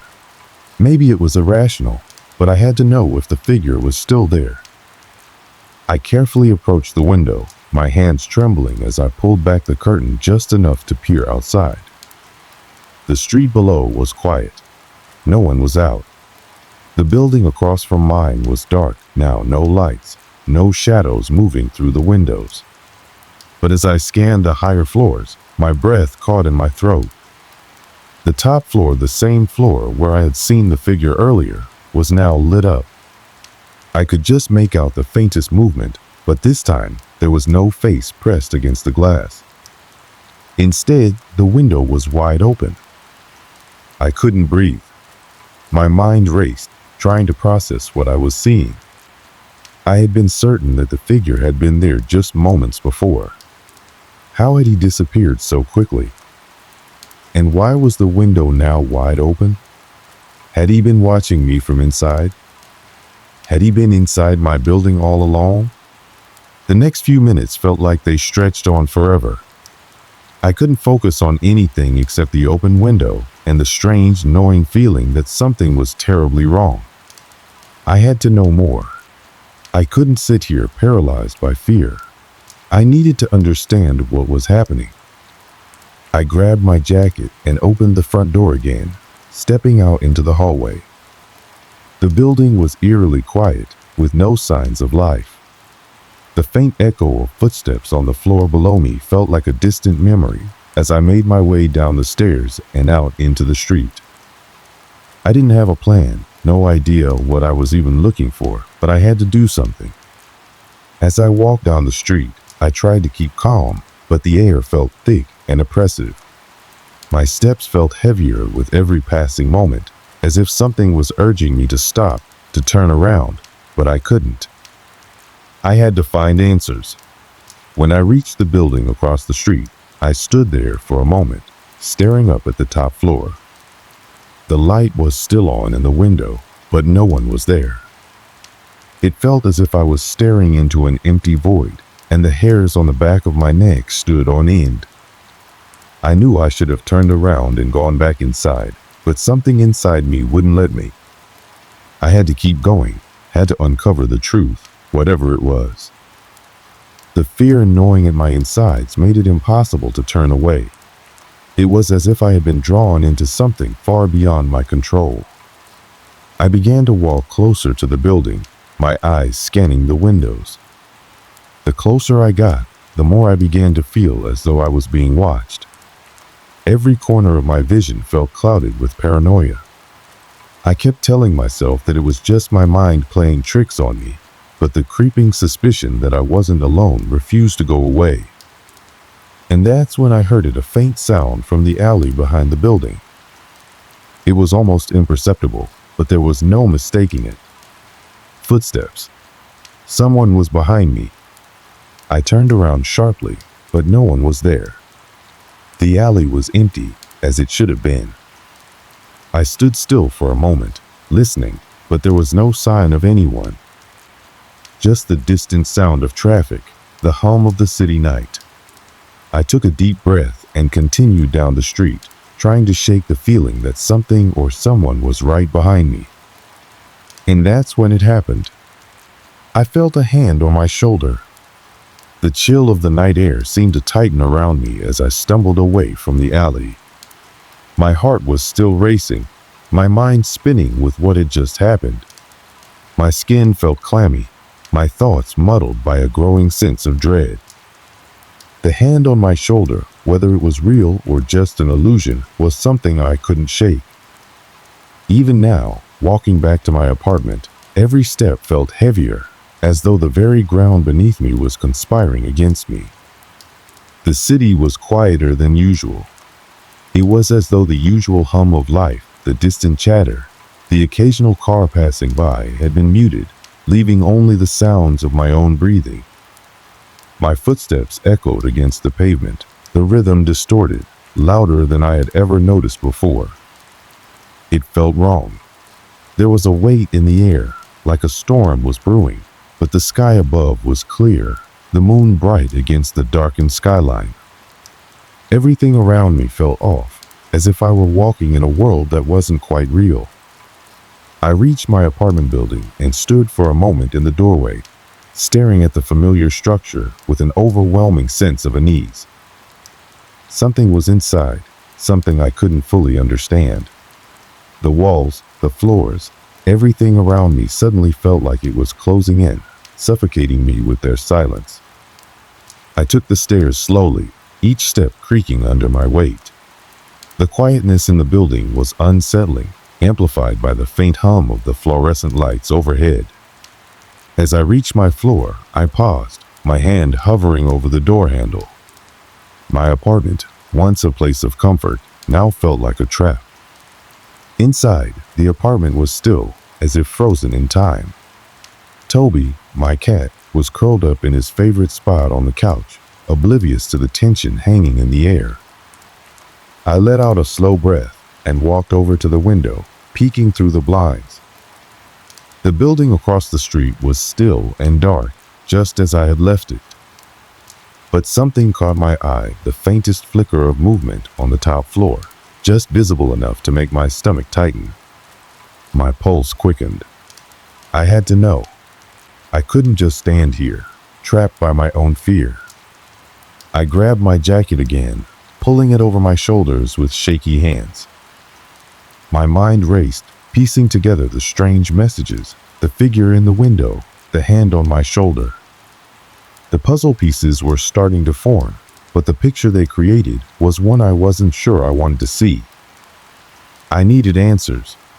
I couldn't just hide anymore. I left the apartment again, this time more determined. The streets were still unnervingly quiet, the night air colder than it had been before. The darkness seemed deeper now, more oppressive, as if the city itself were holding its breath, waiting for something. I couldn't shake the feeling that I was being watched again, that the presence I had sensed earlier was closing in, following me in the shadows. My eyes darted around as I walked, half expecting to see a figure lurking in the periphery of my vision. I reached the building across the street, my feet carrying me faster than I intended. As I approached the entrance, I saw that the door was slightly ajar. The hairs on the back of my neck stood up, and I froze, unsure of what to do. Should I go inside? What was I even hoping to find? But then, out of the corner of my eye, I saw it. A shadow moving on the top floor, just beyond the window. It was no longer just a flicker of movement. This time, I could see a figure, hunched and still, standing motionless at the window. I knew that it wasn't my imagination. Whoever or whatever had been watching me was still here, still waiting. I didn't hesitate. I pushed the door open and stepped inside, my heart pounding in my chest. The building was just as silent as it had been the last time I was here. The faint hum of the fluorescent lights overhead, the only sound breaking the stillness. The air felt thick, heavy with the kind of silence that can only exist in a place where something is very wrong. I moved up the stairs quickly, my footsteps muffled against the carpeted floor. The higher I climbed, the more my breath seemed to catch in my throat. Each floor was empty, the lights flickering faintly, the air still. The closer I got to the top floor, the more oppressive the silence became, pressing against me, suffocating me with its weight. When I finally reached the top floor, I hesitated. The door to the hallway was cracked open, a sliver of darkness beyond. I couldn't see inside, couldn't tell what was waiting for me, but I knew I had to go in. The answers were waiting for me here, whether I was ready or not. I pushed the door open, stepping into the hallway. It was colder than the rest of the building, the chill in the air sending a shiver down my spine. The faint scent of something metallic lingered in the air, sharp and unsettling. I glanced down the hallway, seeing nothing but empty rooms and closed doors. But then I saw it. At the far end of the hall, a door stood slightly ajar, the light spilling out from inside. The door to apartment 307. My pulse spiked, a jolt of fear running through me. It was the same apartment I had seen the figure standing in front of earlier. The window on the top floor, the one I had watched through just moments ago, was in full view of this hallway. Whoever had been watching me had been in there. I took a step forward, my legs trembling, but I forced myself to move. With each step, my heart seemed to beat louder in my chest, my breath coming in shallow gasps. As I approached the door, I could hear something, a faint noise coming from inside. It was almost imperceptible, but it was there, like a soft rustling, as if something or someone was moving around inside the apartment. I reached for the doorknob, my hand shaking as I gripped it. But before I could turn it, the door swung open on its own, revealing the darkness inside.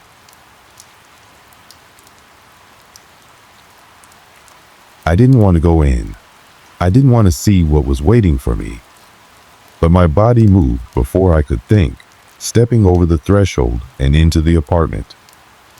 The room was empty, the air thick with the same metallic scent. The furniture was old and dusty, but there was no sign of life, no indication that anyone had been here for a long time. But there was something wrong, something I couldn't quite place. And then I saw it. In the corner of the room, on the floor, there was a small pile of broken glass. The jagged edges gleamed in the dim light from the hallway. But it wasn't just the glass that caught my attention. It was the trail leading away from it, small droplets of something dark, something that looked too much like blood to be anything else. My stomach turned, and I backed away from the mess, my mind racing with horror. I had to get out. I had to leave. But as I turned to run, I heard it again, the soft rustling. It was closer this time, right behind me. I spun around, my heart leaping into my throat, but there was nothing there. The apartment was still, as empty as it had been before. except for one thing. The door to the balcony was wide open, the wind howling through the open space, rattling the glass. And in the shadows beyond, I saw something moving. Someone was standing there, watching. I felt the weight of the moment press down on me. My heart hammered against my chest, the frantic beat loud in my ears, drowning out the wind that howled through the open balcony door. Every instinct screamed at me to turn and run, to get as far away from this place as possible. But something held me in place, a strange pull deep in my gut, urging me to stay, to face whatever this was. I couldn't move. I stared at the shadow standing in the doorway of the balcony. It wasn't a person. It couldn't be. No human could stand so still, so unnervingly still, in the way this figure did. It was as though the darkness itself had taken shape, formed into something that shouldn't exist. I could barely make out its outline in the dim light, but the longer I stared, the clearer it became its unnatural stillness, its presence pressing on me like a suffocating weight. The air around me grew colder, the temperature plummeting so quickly that I could see my breath in front of me, the white mist escaping my mouth like a warning. I could feel the hairs on the back of my neck stand up, my skin prickling with an icy dread that went beyond the physical. This wasn't just fear. This was something primal, something deep inside me that screamed in warning. I didn't move. I couldn't. My legs felt like lead, my body frozen in place by an unseen force. It was as if I was no longer in control of my own actions, or rather, the lack thereof. The figure on the balcony didn't move, didn't even twitch. It was watching me, though. I could feel its gaze pressing into me, like invisible hands wrapping around my chest, tightening, squeezing the air from my lungs. The silence was deafening. My breathing was the only sound in the room, and it was too loud, too erratic. I felt dizzy, my head spinning with 1,000 thoughts, none of them making sense. But one thing, just one thing, stood out above everything else. I had seen this figure before. I had seen it in the reflection in the window. I had seen it standing at the corner of my vision, just beyond the alley. I had felt its presence behind me when I was in the street, when I was walking to my apartment. It had been following me, watching me, and now it was here, in this room, on the balcony. I took a step back, my body moving without my permission, but I couldn't stop. The figure on the balcony finally shifted. The movement was slow, deliberate, and chilling. It took one step toward me, then another, each footfall too quiet to hear, but I could feel the space between us closing. My heart pounded harder in my chest, and a cold sweat broke out across my forehead.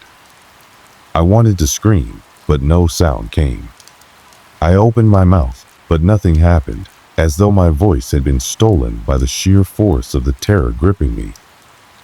The figure continued moving closer, and with each step, the room seemed to darken, the shadows stretching unnaturally, as if the darkness itself was alive, feeding on the terror I felt. The figure came into clearer view, and that's when I saw it wasn't a person at all. It was a thing that shouldn't exist in the world of the living. Its skin was pale, almost translucent, stretched thin across a bony frame. Its eyes were black, no whites, no irises, just deep, endless pools of darkness. The mouth was a grotesque, gaping hole, too wide, too inhuman to be real. But the most horrifying thing was the way it moved. Its body didn't bend like a person's, didn't shift naturally. It was as though it was being pulled by strings, its limbs jerking at odd angles, as if it wasn't fully in control of itself. The air around it crackled with a strange, static energy, like the entire room was filled with the tension before a storm. I could feel the panic rising in my chest, a cold knot forming in the pit of my stomach. I wanted to scream, to run, to do anything to escape this nightmare. but I was rooted to the spot, unable to move. The figure took another step forward, and with that step, the room seemed to constrict. The walls seemed to close in, the floor beneath me feeling like it was giving way, sinking into the earth. It wasn't just the figure that had power in this moment, it was everything. The very space around me was alive with a malevolent force I couldn't comprehend. I wanted to turn away, to flee, but I couldn't look away from those eyes. Those black, empty eyes. "You shouldn't have come," a voice rasped in the air, so low it was barely a whisper. But it was a voice, undeniably human, or what once had been human. The words came from the thing, from the figure that stood before me, but the voice was wrong, scratched, harsh, as though it had been torn from the depths of some nightmare. The words were a warning, but they didn't matter. I already knew that I was too far gone to turn back. There was no way out now. There never had been. I didn't understand it. I didn't understand how something like this could exist, could manifest in my life, in my world. But I knew one thing for sure: I wasn't the first one to encounter this thing. I wasn't the first one to be stalked, to be followed. There had been others before me, others who had seen this thing, and they were never seen again. I could feel the truth sinking in, drowning me in despair. If I didn't find a way out of this now, I'd become another nameless soul, lost to whatever this creature was. The thing took another step closer, and my body moved of its own accord, backing away, stumbling toward the door. But as my hand reached out to grab the knob, it didn't open. The door was stuck, jammed, as if something was holding it shut, keeping me trapped here. The figure was right behind me now, its breath, if it could even be called that, hot and foul against my neck, its presence pressing on me, suffocating me with its cold. The thing's hand reached out, its fingers too long, too thin, brushing lightly against my shoulder. A cold shock coursed through my body, and in that moment, every fiber of my being screamed out in terror.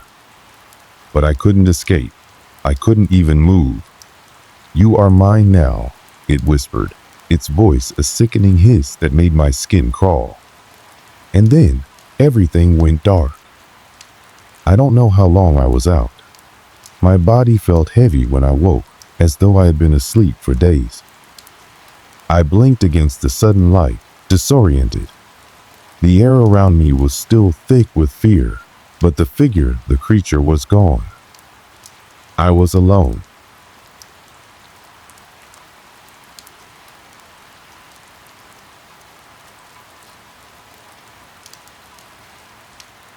But I knew I wasn't truly alone.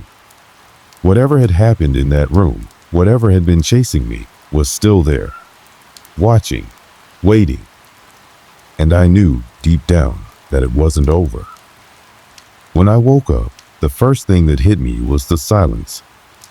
It wasn't the usual kind of quiet you'd expect after a long night's rest. No, this silence felt heavy, oppressive, almost suffocating. I blinked several times, trying to shake off the disorientation, trying to make sense of what had happened. The room around me was still the same, dimly lit, cluttered with the remnants of my life. But something felt different. I slowly pushed myself up from the floor, my body aching in ways I couldn't explain. The cold still clung to the air, an icy chill that hadn't been there before. I rubbed my arms, trying to warm myself, but the more I tried, the colder I felt. The lingering presence of that thing, that creature, hung in the air like a thick fog, suffusing everything with an undeniable sense of dread. I glanced around the room, searching for any sign that the creature had left. The balcony door, which had been wide open before, was now closed. The furniture was undisturbed. It was as if everything had returned to normal. But I knew better. I knew that nothing about this situation could ever be normal again. For a long moment, I just stood there, unsure of what to do next. My mind was a jumbled mess of thoughts and emotions, fear, confusion, exhaustion. But above all, there was one question that kept repeating itself over and over again. What happened? What was that thing? Where did it come from? And why was it so determined to make me its target? The strange messages from the unknown number, the cryptic warnings, the invitations to a place I didn't know kept echoing in my mind. I had tried to push them out of my thoughts, telling myself that it was just some kind of sick joke, some cruel prank. But I couldn't ignore the fact that those messages were tied to everything that had happened, to the creature that had appeared on my balcony, to the terror that had taken hold of my life. I knew I needed answers, but where could I even begin to look? Who could I turn to? Who would believe me if I tried to explain what had happened? I had no idea what I had just experienced, and I felt completely alone in this. The thought of going to the police, of telling anyone about what I had seen, seemed absurd. They'd never believe me. They'd never understand. In the midst of my spiraling thoughts, a soft beat broke through the stillness of the room. My phone. I hadn't thought about it since everything had started. I quickly grabbed it from the coffee table, my hands shaking as I unlocked it. I was hoping for a message from a friend, anything to ground me in reality. But what I saw made my blood run cold. The unknown number. It had sent another message. The text was simple, just 2 words. It's not over. My stomach twisted with dread as I stared at the screen, the words burning into my retinas. It's not over. What did that even mean? Was the creature still out there? Was it still following me, still watching me? I had barely managed to survive the last encounter, and now it was telling me that it wasn't over. I knew then that I couldn't stay here. I couldn't keep living in fear, constantly looking over my shoulder, wondering when it would come for me again. It was clear that whatever this thing was, it wasn't going to leave me alone until I faced it head on. But how? How was I supposed to face something that didn't seem to follow any rules, any logic? How could I defeat it when it seemed like it was always one step ahead of me? I stood frozen for a moment, staring at the screen, the words still lingering in my mind. Then, with a sudden surge of determination, I grabbed my jacket and headed for the door. If I was going to survive this, I needed to confront whatever it was. I couldn't keep running. The streets outside were eerily quiet, much quieter than usual. The sky was overcast, the clouds hanging low like a heavy blanket, casting everything in a dull gray light. I didn't know where I was going, but I felt an overwhelming compulsion to leave the apartment, to get away from the place that had been tainted by that creature's presence. I walked for what felt like hours, my feet carrying me through unfamiliar streets, my mind racing with thoughts and questions I couldn't answer. I had to find a way to stop this. I had to find a way to end whatever this nightmare was. But every time I thought I might be close to an answer, the fear would take over again, clouding my judgment, making it harder to think clearly. At some point, I found myself standing in front of an old, abandoned building on the edge of town. The structure was decaying, the windows boarded up, the brickwork crumbling. There was something about the place that felt off. It was as if it had been waiting for me. A cold chill ran down my spine as I approached the door, my hand hovering over the rusty doorknob. I didn't know why, but I felt drawn to this place, as if the answers I was looking for were hidden here.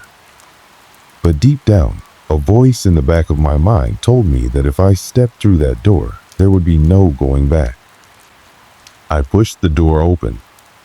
The inside of the building was dark and musty, the air thick with the scent of mildew and decay. The floor creaked beneath my feet as I cautiously stepped forward, my breath shallow and quick.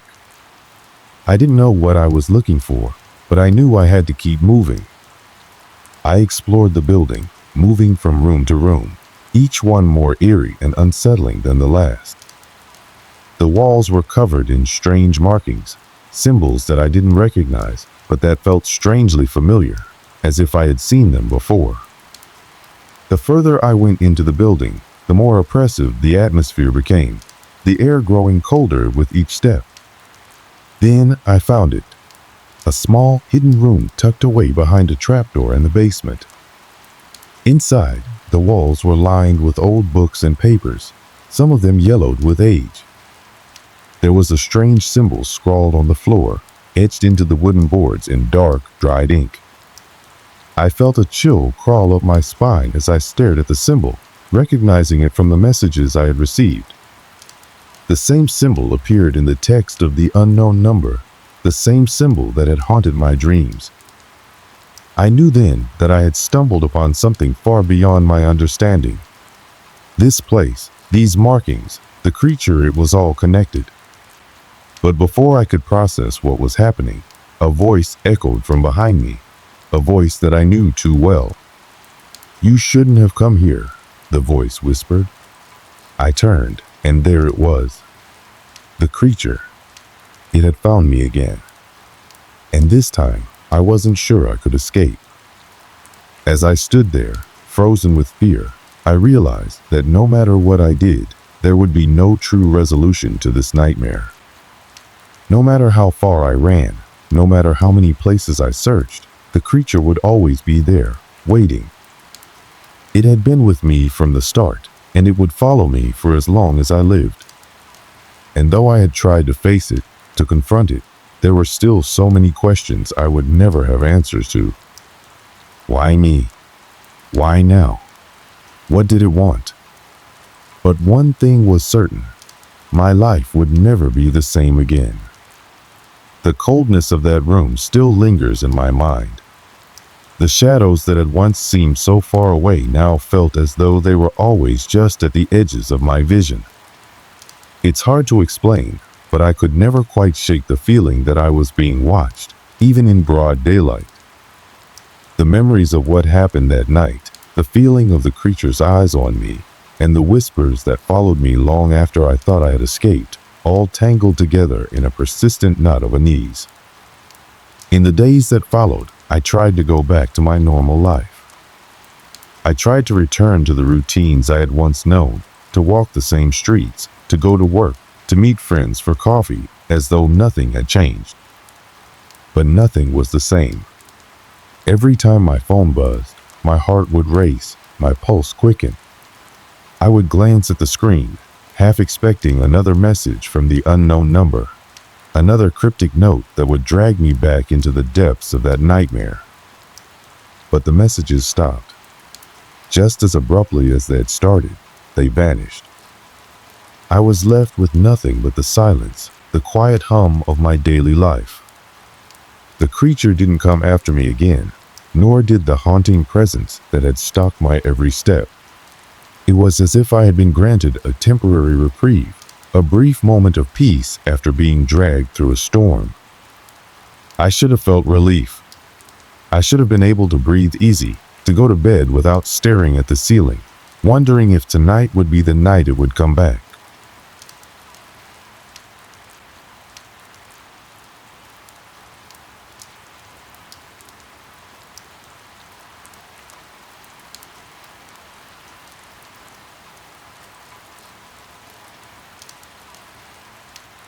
But I couldn't.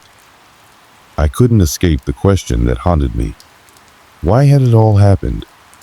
What was the creature? Was it real, or was it just the product of a mind pushed to its breaking point? The logical part of me wanted to believe it was some twisted trick, an elaborate prank, some elaborate hoax designed to make me lose my mind. But deep down, I knew the truth. I had seen it, felt it, heard it. I couldn't deny what had happened. And yet, no matter how hard I tried to convince myself that it was over, that the nightmare had ended, I could still feel its presence. In the dead of night, I would wake in a cold sweat, my heart hammering in my chest. I would sit up in bed, straining to hear the slightest sound. The wind rattling the windows, the creak of the floorboards beneath my feet, every little noise sent me into a spiral of panic. The creature, whatever it was still with me. It had left a mark on my soul, one that could never be erased. I began to retreat, to isolate myself from the world I had once known. I stopped going out with friends, stopped answering calls. I couldn't shake the feeling that something or someone was always watching, waiting for me to slip up. And I was terrified that if I let my guard down, it would come back. But there was no escape. The worst part was that I couldn't tell anyone. How could I? How could I explain to anyone what had happened, what I had seen, and what I still feared? How could I tell them about the creature, about the messages, without sounding completely insane? I couldn't. So, I kept it all inside. I carried the weight of it all, the guilt, the fear, the confusion, on my own.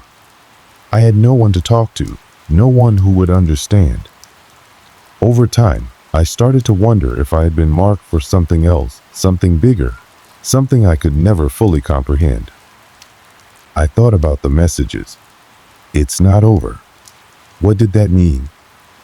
Was it a warning, or was it just part of some cruel game? Could it come back at any time, like a shadow in the dark, waiting for me to slip up? And that thought, that knowledge that it might never truly be over, that I might always be looking over my shoulder, always waiting for the next sign, it became a part of me. It was like a thread that had been sewn into the fabric of my life, one that I could never tear out. The more I thought about it, the more I realized something I hadn't wanted to admit. I had never been in control of this. I never would be. The creature, the messages, everything, it had all been part of something larger than me, something far beyond my understanding. And I was powerless in its grip. I tried to tell myself that the worst was behind me, that I had survived. But deep down, I knew that survival didn't mean freedom. It just meant that I was still here, still breathing, still trapped in the aftermath of something that had changed me forever. The nights still come, and they're always the hardest. When the house is quiet and the only sound is the ticking of the clock, that's when the fear creeps in. The fear that it's still out there, lurking in the dark corners of the world, just waiting for the moment when I let my guard down. I don't know if it's real or if it's just my mind playing tricks on me. But I know one thing for sure: whatever it was, it left a scar on me. A scar that will never fade. So here I am, still living, still breathing, but never truly free. And as I sit here writing this, I can't help but wonder, is it really over? Or am I just waiting for the next message to come through? Waiting for the next encounter, the next wave of fear to crash over me? I don't know. I don't think I ever will. All I know is that the story, for me, is far from finished.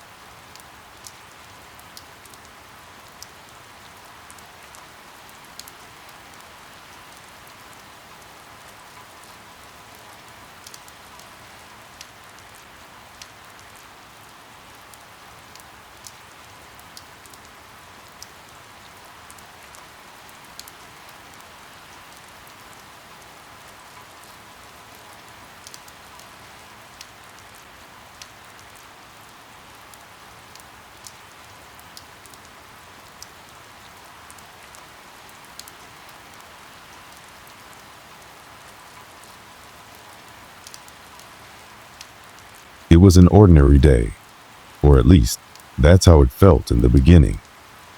The kind of day that could pass without anyone taking a second glance, with a slight chill in the air that hinted at autumn, but didn't quite make it official.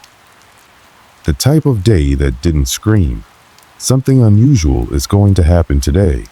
My name is Alex, and I had just finished up a long morning of meetings at the office. The kind where the clock seems to freeze in time, and the hours blend into each other. I was looking forward to a quiet evening at home, maybe a good meal, and some peace. The office was on the 10th floor of a building in the heart of the city, one of those aging structures that was always just a little too loud when it came to the elevators. I'd taken the same one 100 times, pressed the same button, watched the doors close, and waited for the hum as the elevator carried me up. But on this day, something was different, and it wasn't anything I could have predicted. The elevator itself was an old one, its brass buttons worn smooth from years of use. I'd taken it every day for the last 2 years, and while it wasn't the most glamorous thing in the world, it worked. It was familiar, comfortable. When I entered that afternoon, there were a few others in the lift, with me a colleague from finance, an older woman who worked in the building, and a man I didn't recognize. Just another face in the crowd, right? The lift doors closed, and I pressed the button for the ground floor. The elevator lurched slightly as it began its descent, the familiar creak of the cables overhead mingling with the soft hum of the motor. It was then that I noticed the man standing next to me. He wasn't tall, not particularly striking, but there was something about him that caught my attention. Maybe it was the way he kept glancing at me. It wasn't obvious at first, but after a few moments, I could feel his eyes on me. I looked over at him and quickly looked away, chalking it up to the awkwardness that sometimes happens in crowded spaces. We all shifted in the small space as the elevator continued its descent. It wasn't until the elevator passed the 6th floor that things took a turn. I had felt a strange unease earlier, but now it was different. The air in the elevator seemed heavier. I couldn't explain it, but it was as if something had changed. The hum of the elevator seemed too loud now, vibrating in my chest. That's when the man spoke, his voice low but clear enough for everyone to hear. "Do you remember what you did?" he asked. The question hung in the air for a moment, and I felt a chill creep up my spine. I had never seen this man before, not even in passing. He couldn't possibly know anything about me.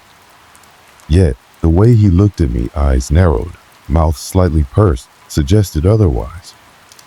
My mind raced for a moment as I tried to piece together what he meant. What did I do? I had no idea. But in that instant, something inside me twisted. The unease I'd felt before bloomed into something more palpable, something darker. The rest of the elevator seemed to disappear around me as I processed his words, my pulse quickening.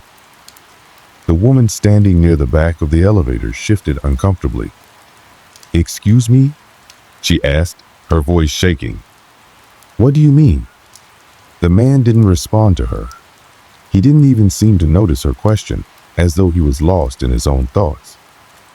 His eyes were still locked on me, and for a moment I swore he was peering straight into my soul. He smiled a thin, unsettling smile that didn't reach his eyes. Then, in a tone that was almost too calm, he spoke again, his words slow and deliberate. "I know what you did." The hairs on the back of my neck stood on end. The elevator had descended to the 5th floor now, and I could feel the weight of the silence pressing down on us. The man's presence in that small space felt oppressive, and I suddenly wished I could leave. But the doors were still closed, and the elevator moved too slowly. There was nowhere to go. The woman shifted nervously. The finance guy glanced over at the man, frowning, but didn't say anything. No one moved or spoke for a long time, but I couldn't escape the feeling that something was horribly wrong. The man didn't look away from me, his eyes steady, unblinking. It was like he was waiting for me to respond, waiting for me to admit whatever it was he thought I had done. I don't know what you mean," I finally stammered, trying to keep my voice steady. But inside, my mind was racing, and the walls of the elevator felt like they were closing in around me. His smile only grew wider, stretching in a way that made my stomach turn. "You will," he said softly. The elevator jolted, suddenly stopping between floors. The lights flickered for a split second, and the air grew colder. I don't know why, but in that instant, it hit me.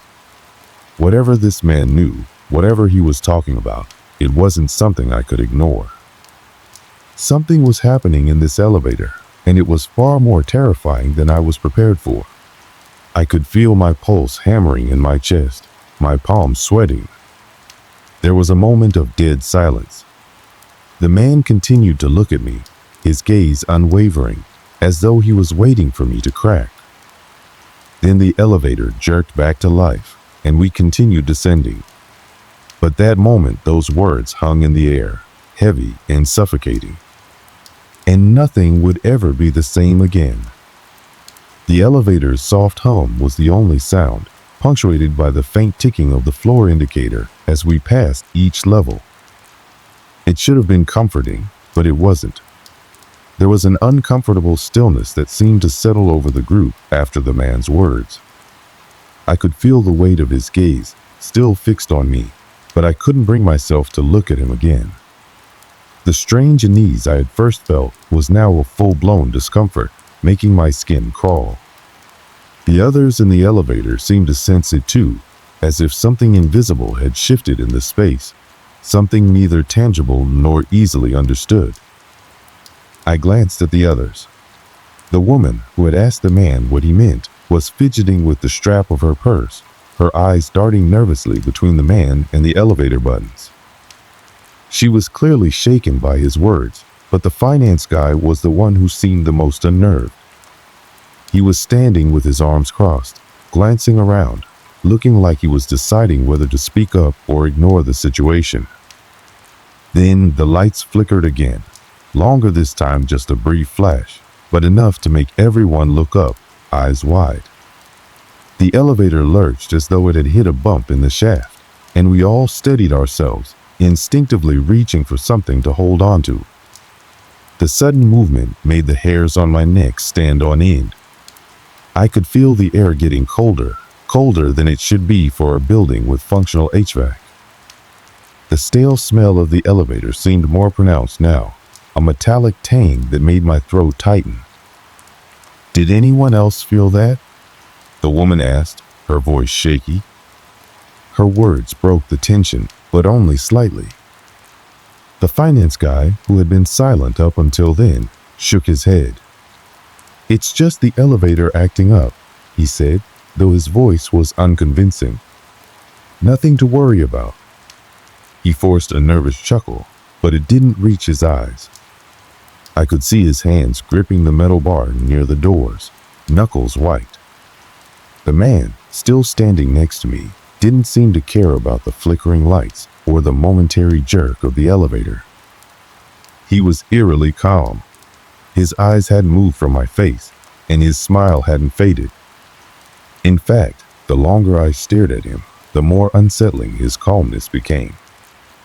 It was as though he was entirely at peace, even in this strange, tense atmosphere. "Don't worry," he said, his voice like ice, sending a shiver down my spine. "We're not going anywhere, not until we're done." I swallowed hard, feeling my heart thudding in my chest.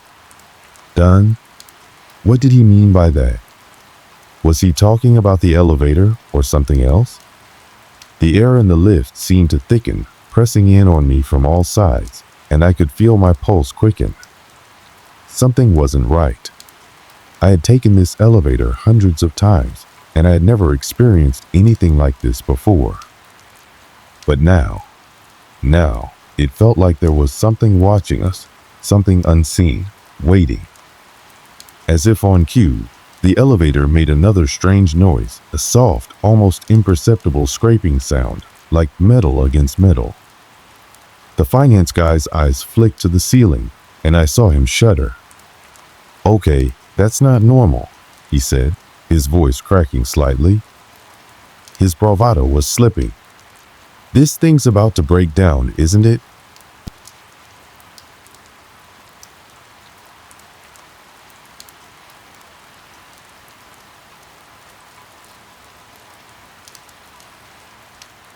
The woman, who had been silent for a while, finally spoke again. Her voice was thin, tremulous. "I think we should call for help," she said, glancing at the buttons. She pressed the emergency button, but the red light didn't blink on. It stayed dark, as though it wasn't connected at all. "Try another one," the finance guy said, but his voice held no real hope. He was growing increasingly uncomfortable, pacing slightly, his eyes darting around the elevator. "Something's wrong here." I could feel my hands trembling slightly as I reached into my pocket for my phone, the cold screen barely providing any comfort. I tried to unlock it, but the screen wouldn't respond, the touch unresponsive to my attempts. I glanced at the others, and I could see that they were all having similar issues. The finance guy had pulled out his phone too, but it wasn't turning on. The woman's phone was flickering on and off, almost as if it was malfunctioning too. "What the hell is going on?" I whispered to no one in particular, my voice breaking the silence. It felt wrong to speak, but the oppressive quiet was unbearable. The elevator was just too still. "I think we should stay calm," the man next to me said suddenly, his voice low but firm. "We'll be out of here soon enough." His words were laced with a sense of finality, and it was like the air around him shifted. There was something in his tone that made me want to recoil, something almost predatory. But before I could respond, another unsettling thing happened. The elevator lurched again, this time more violently. It was as though someone had slammed it to a halt, sending all of us stumbling forward. My stomach flipped, and for a moment, I thought we had gotten stuck between floors. I tried to reach for the bar near the door for balance, but it felt strange in my hands, cold, slick, as if something had coated it. And when I pulled my hand away, I looked down to see that my fingers were stained red. Red? I froze. The color wasn't just from the grip of the bar. It was as if something had transferred from it to my hand. My heart pounded in my chest as I stared at my fingers, unable to comprehend what I was seeing. I shook my hand, but the redness didn't go away. It was like my skin was bleeding? No, it didn't make sense. I quickly wiped it off on my pants, but the sensation lingered. "Did anyone see that?" I asked, my voice hoarse. The woman turned to look at me, her face pale, eyes wide. You're bleeding," she said softly, her voice trembling. "What? No, I'm not." I stopped mid-sentence. My hand was completely clean now. There was no trace of red on my skin, no evidence of what had just happened. I looked at the others for confirmation, but none of them said anything. The finance guy was staring at me now, his face ashen. "This is messed up," he muttered under his breath, almost to himself. The man next to me, though, didn't react at all.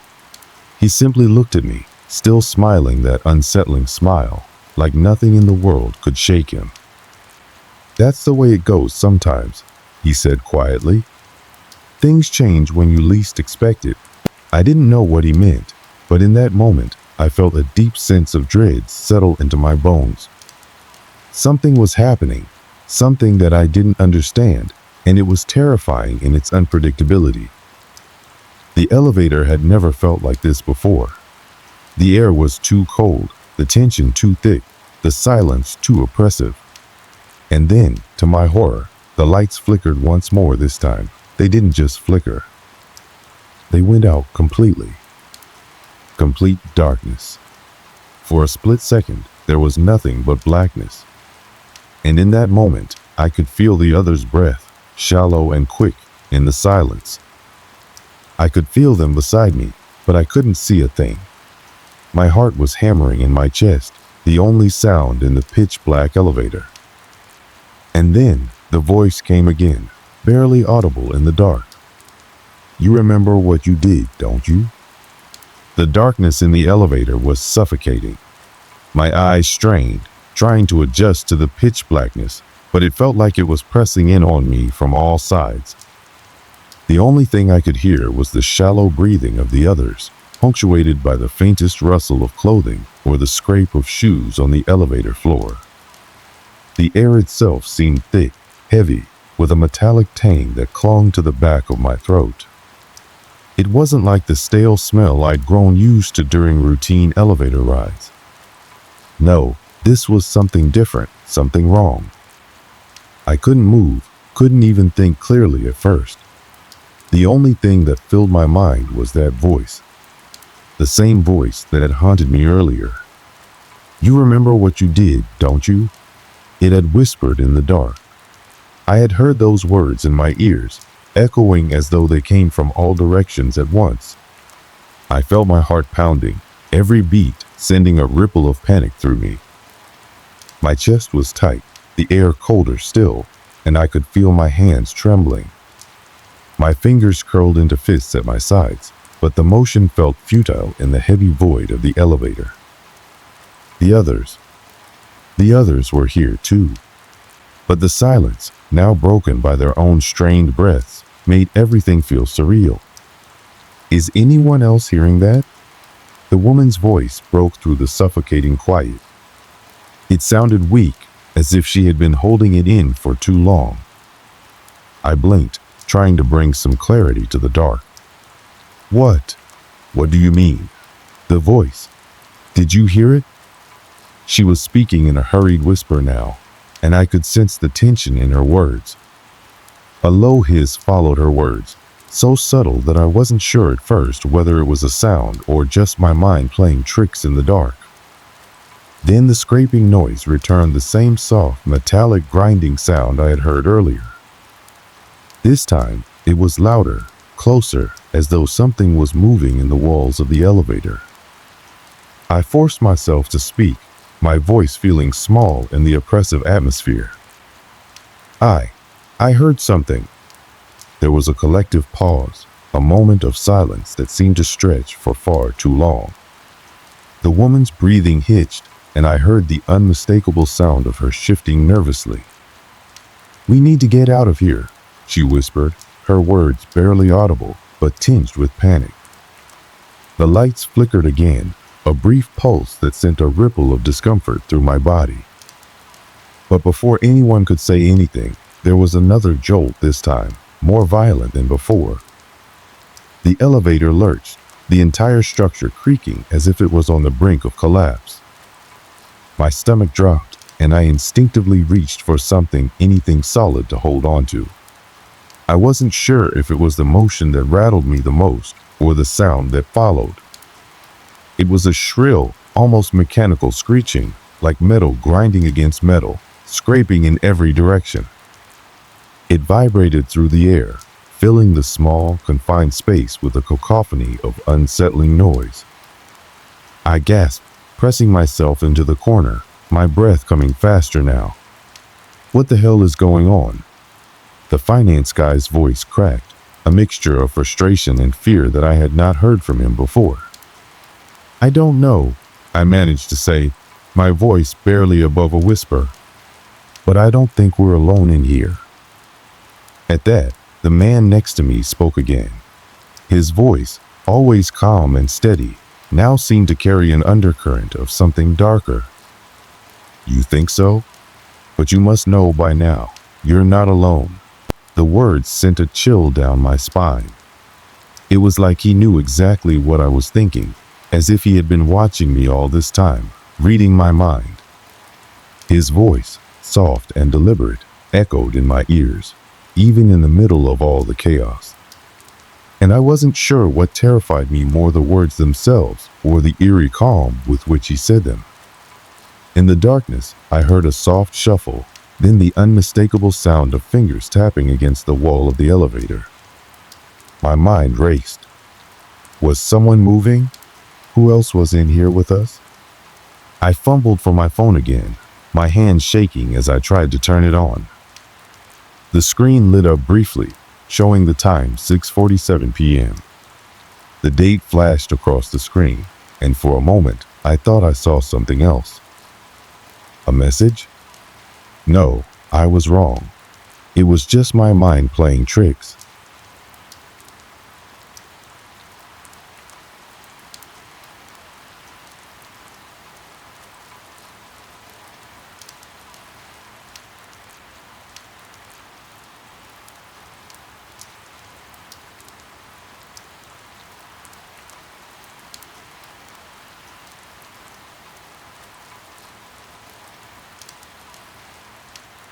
I tried again to dial out for help, but the screen flickered once more before the phone went dead. What's going on? The woman whispered, her voice trembling. Why is everything failing? I don't know, I said, my voice strained. I glanced around in the dark, hoping for some kind of answer, but everything felt distorted, like a dream I couldn't wake up from. I could feel the man's presence beside me, and the tension in the air was unbearable.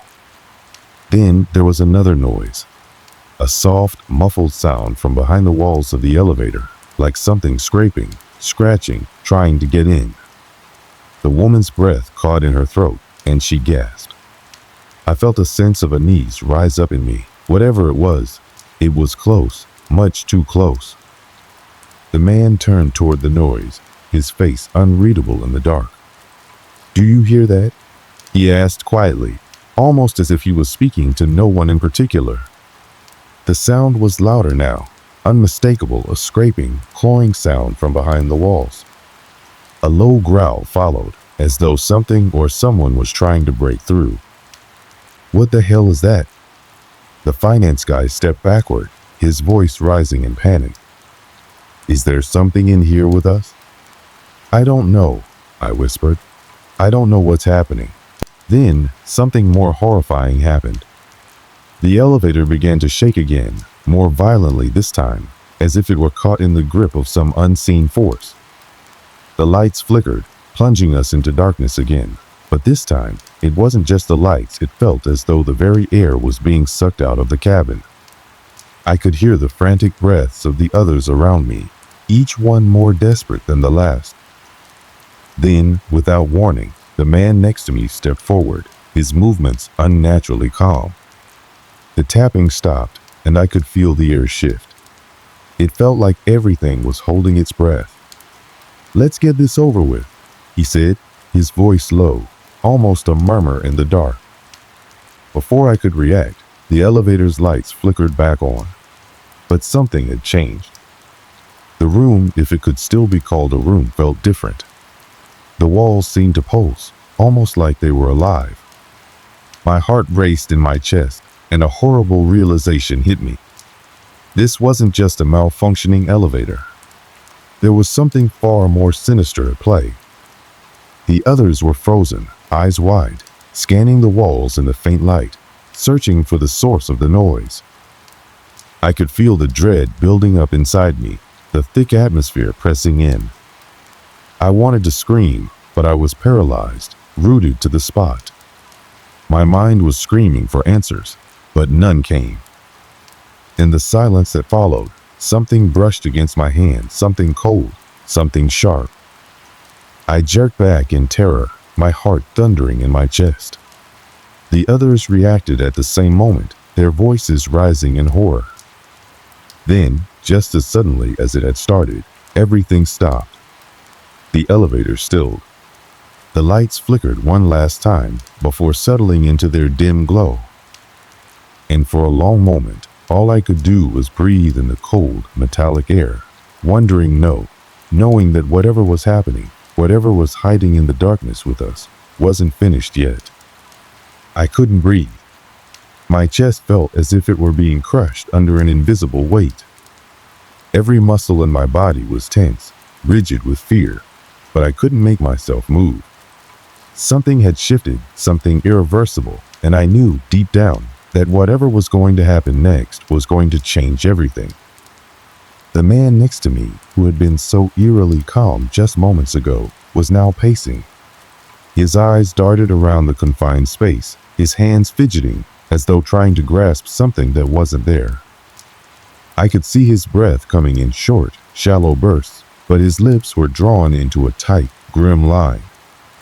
He seemed to be waiting for something, waiting for the moment when everything would fall apart.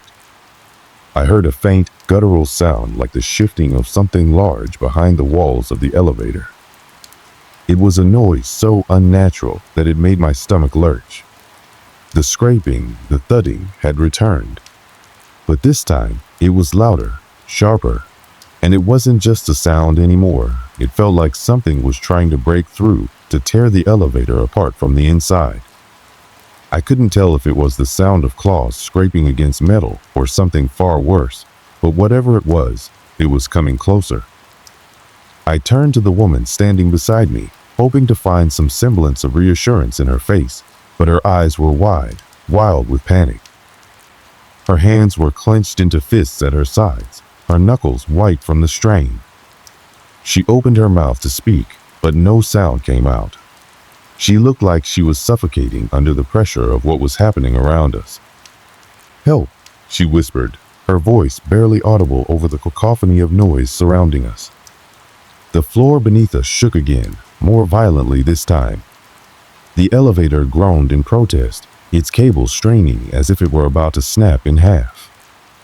The walls rattled with a deafening crash, and I nearly lost my balance, stumbling forward. My heart was pounding so loudly in my ears that I could barely hear anything else. I pressed my back against the cold metal of the elevator, my breath coming in ragged gasps. The man, who had been pacing nervously, suddenly stopped. His body went still, and I could feel the air grow heavier as the room seemed to hold its breath. He turned toward me with those dark, unreadable eyes. His gaze was intense, almost as if he were peering into the depths of my soul. My skin crawled under his stare. I could feel a tremor running through my spine. "You remember what you did, don't you?" he said, his voice a low murmur, but it rang in my ears as though the words were reverberating off the very walls of the elevator. His words sliced through the chaos, and everything seemed to stop. The scraping noises from within the elevator faded for a brief moment, and in that stillness, I felt something I hadn't felt before. Dread. Cold, suffocating dread. "What do you mean?" I stammered, barely able to form a coherent thought. My brain was spinning. My heart hammered against my ribcage. What was he talking about? The man's lips curled into a faint, unsettling smile. His eyes were dark, hollow, as if they had seen things that no human being should ever witness. And in that moment, I realized something he knew. He knew what I had done. He knew my secret. "You think you can run from your past," he continued, his voice smooth, almost mocking. "You think you can hide from what you did?" I took a step back, my body trembling uncontrollably. "I don't know what you're talking about," I whispered, my voice thin and fragile. My mind was racing, but nothing made sense. What was he implying? What secret did he think I was hiding? The woman beside me gasped, her eyes darting between the man and me. She was no longer speaking, but her fear was palpable.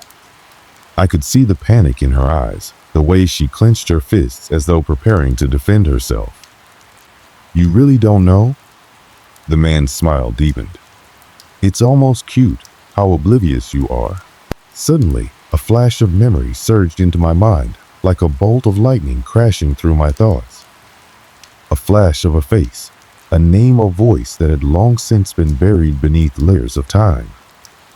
My pulse quickened, my breath coming in shallow bursts as the pieces started to fall into place. The secret I had buried, the thing I had tried so desperately to forget, was coming to light. "You're not the only one here with a past," the man added, his voice soft, almost too soft. He was enjoying this, watching me squirm, watching me break. I looked around at the others in the elevator. Their faces were painted with a mix of confusion and terror, but none of them seemed to fully understand what was happening. None of them knew the truth, and that thought more than anything sent a chill through me. The walls of the elevator groaned again, louder this time. The floor shifted beneath our feet, and a dark shadow seemed to move across the walls. I could hear the faint sound of breathing, but it wasn't mine.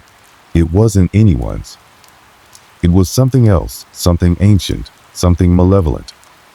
I could feel its presence, its oppressive weight bearing down on us. The lights flickered once again, and then they went out, plunging us into total darkness. But it wasn't the kind of darkness that comes with night. This was deeper, suffocating, as if the air itself had been drained of life. My breath came in ragged gasps as I struggled to steady myself. I reached out into the darkness, my fingers brushing against the cold, metallic walls of the elevator, trying to find something, anything, to hold on to. And then I heard it. A whisper. It was faint, almost inaudible at first, but it grew louder, clearer with each passing second. The voice from before, the one that had haunted me in the dark. "You can't hide," it whispered.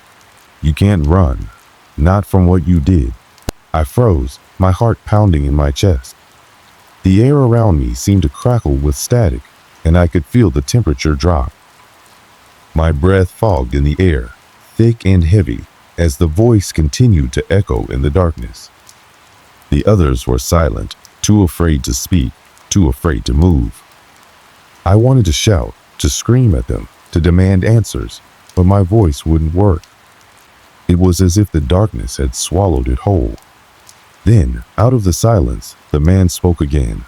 His voice was calm, almost soothing, but the words he said chilled me to the bone.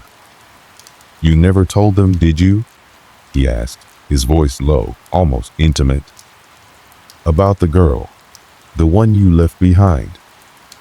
I felt my legs go weak beneath me.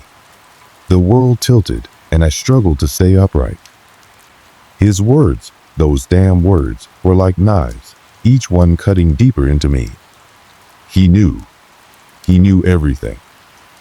I closed my eyes, trying to block it out, but the memory of the truth was too strong. I could see her face, could hear her voice, could remember everything I had tried to forget. The guilt, the shame, the fear, it all came rushing back. And then the elevator lurched again. This time there was no warning. The walls shook violently, and the air was filled with a deafening screech. I grabbed onto the nearest support beam, my knuckles white from the pressure as the elevator plummeted. The ground seemed to fall away beneath us, and I screamed, my voice lost in the cacophony of noise. The world spun out of control, and for a moment, I thought I was going to die right there, trapped in the darkness with the man who knew my secret. And then, just as suddenly as it had started, everything stopped.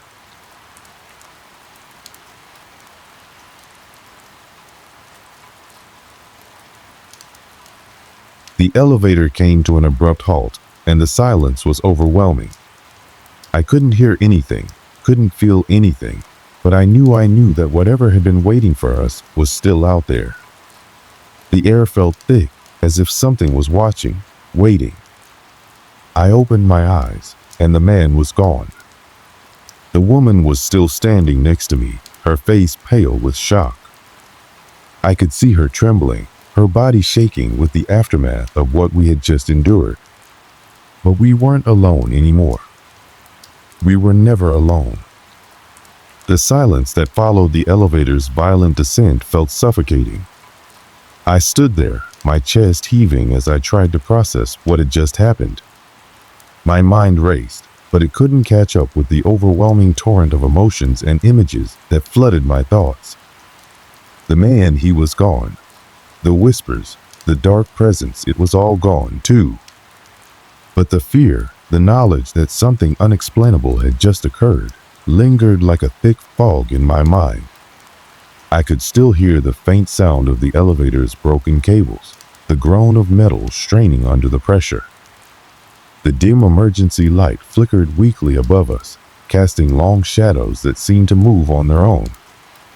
The atmosphere felt thick, oppressive, almost like the walls of the elevator were closing in, squeezing the life out of us.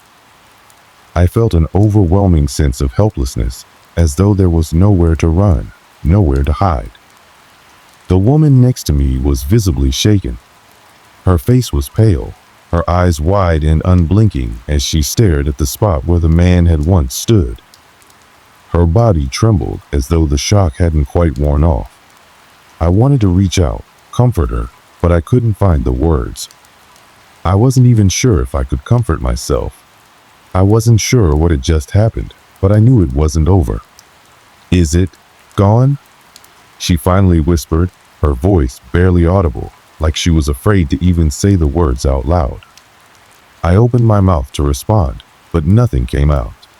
I wanted to tell her that everything was okay, that we were fine now, but the truth was, I wasn't sure. I wasn't sure about anything anymore. The elevator was stuck between floors, suspended in midair. We were trapped, isolated, with no idea if help was even on the way. The emergency phone had gone silent earlier, and the elevator's intercom system hadn't worked since the moment the disturbances began.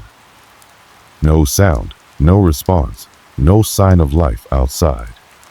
We were alone in a place where reality seemed to slip through our fingers like sand. I glanced over at the woman. She was shaking her head slowly, as if trying to deny what had happened.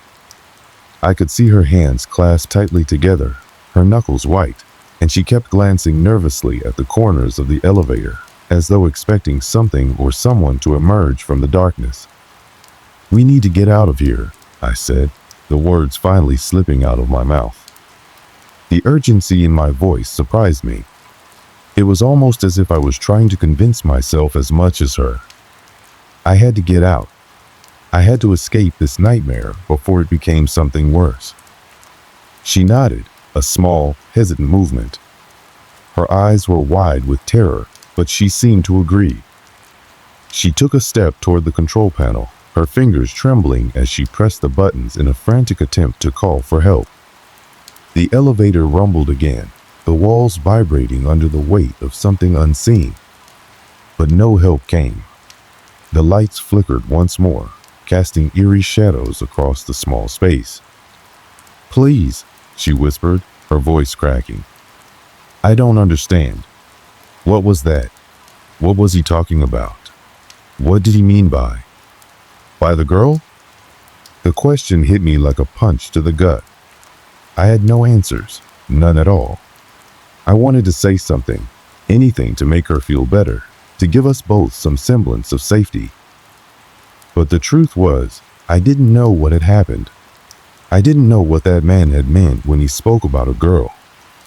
I didn't even know what the secret was that had come to the surface, the one I had buried so deep I had forgotten it existed. For the first time, I allowed myself to truly think about it. The flash of memory, the girl's face, her name. The guilt that had washed over me the moment he spoke, as though the floodgates had been opened, and everything I had tried to forget came rushing back. But I didn't have time to process it. I couldn't let myself get lost in the past. Whatever had just happened, whatever that man had been talking about, didn't matter right now. What mattered was escaping, getting out of this elevator and back into the light, where I could breathe again. "We're not going to get help," I said, my voice low but resolute. "We have to get out of here ourselves." The woman looked at me, her face pale, but there was a flicker of determination in her eyes. How are we supposed to do that?" Her voice was frantic now, and I could hear the panic rising in her chest. I turned to the elevator doors. They were still closed tightly, the metal gleaming under the dim light. But I could feel it. I could feel that we weren't truly alone anymore. The air was heavy, as if the presence, the thing that had been watching us, was still there, still waiting. It was only a matter of time before it returned. "We need to force the doors open," I said, my voice steady despite the terror crawling up my spine. "There has to be a way."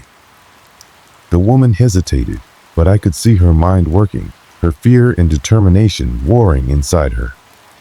She stepped forward and joined me at the doors, both of us pressing our palms against the cold metal.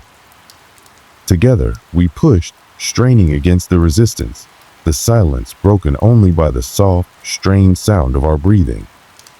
The elevator shuddered again, and this time it didn't stop. The floor beneath us groaned, and the walls buckled slightly as though they were on the verge of collapse. The noise was deafening, a thunderous, rattling sound that seemed to come from all directions at once.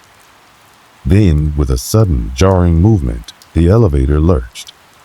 The lights went out completely, and the entire structure seemed to drop, but only for a moment. There was a brief, dizzying sensation of falling, and then, with a resounding crash, everything stopped. I fell to the floor, the woman beside me slamming into the cold metal with a gasp. For a moment, we just lay there, catching our breath, our bodies sore from the shock. The lights flickered back on, and the elevator was still. We weren't moving anymore. I stood first, my knees weak beneath me, and moved toward the elevator doors. This time, they were different.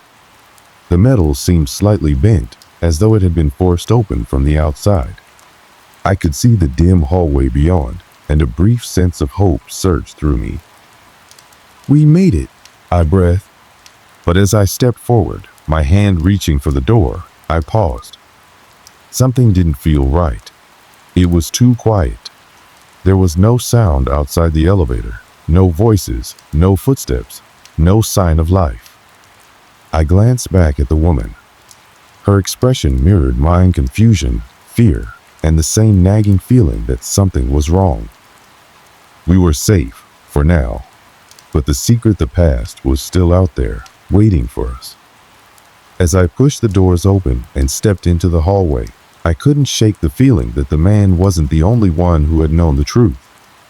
The thing that had followed us, the presence that had haunted the elevator, had left its mark.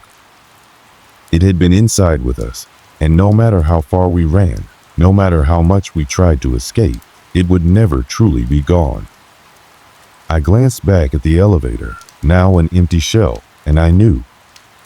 Whatever it was, whatever force had trapped us there, was still watching, still waiting, and we would never be free. The questions remained, unanswered and lingering, as the door closed behind me. The cold air hit my face as I stepped into the dimly lit hallway, the overwhelming sense of dread still clawing at my chest. I had never been one to believe in the supernatural, in forces beyond our understanding. But what happened in that elevator, what we had just lived through, had shattered every ounce of that belief. I knew now, without a shadow of a doubt, that there were things in this world that couldn't be explained, things that could never be truly understood. I looked back at the elevator. The doors were now closed, the elevator car standing silent and still, its normal hum replaced by an eerie quiet. The hallway before me stretched on, its faint fluorescent lights casting long, flickering shadows on the walls. It was as if the whole building was holding its breath, waiting for something to happen. But everything remained unnervingly calm.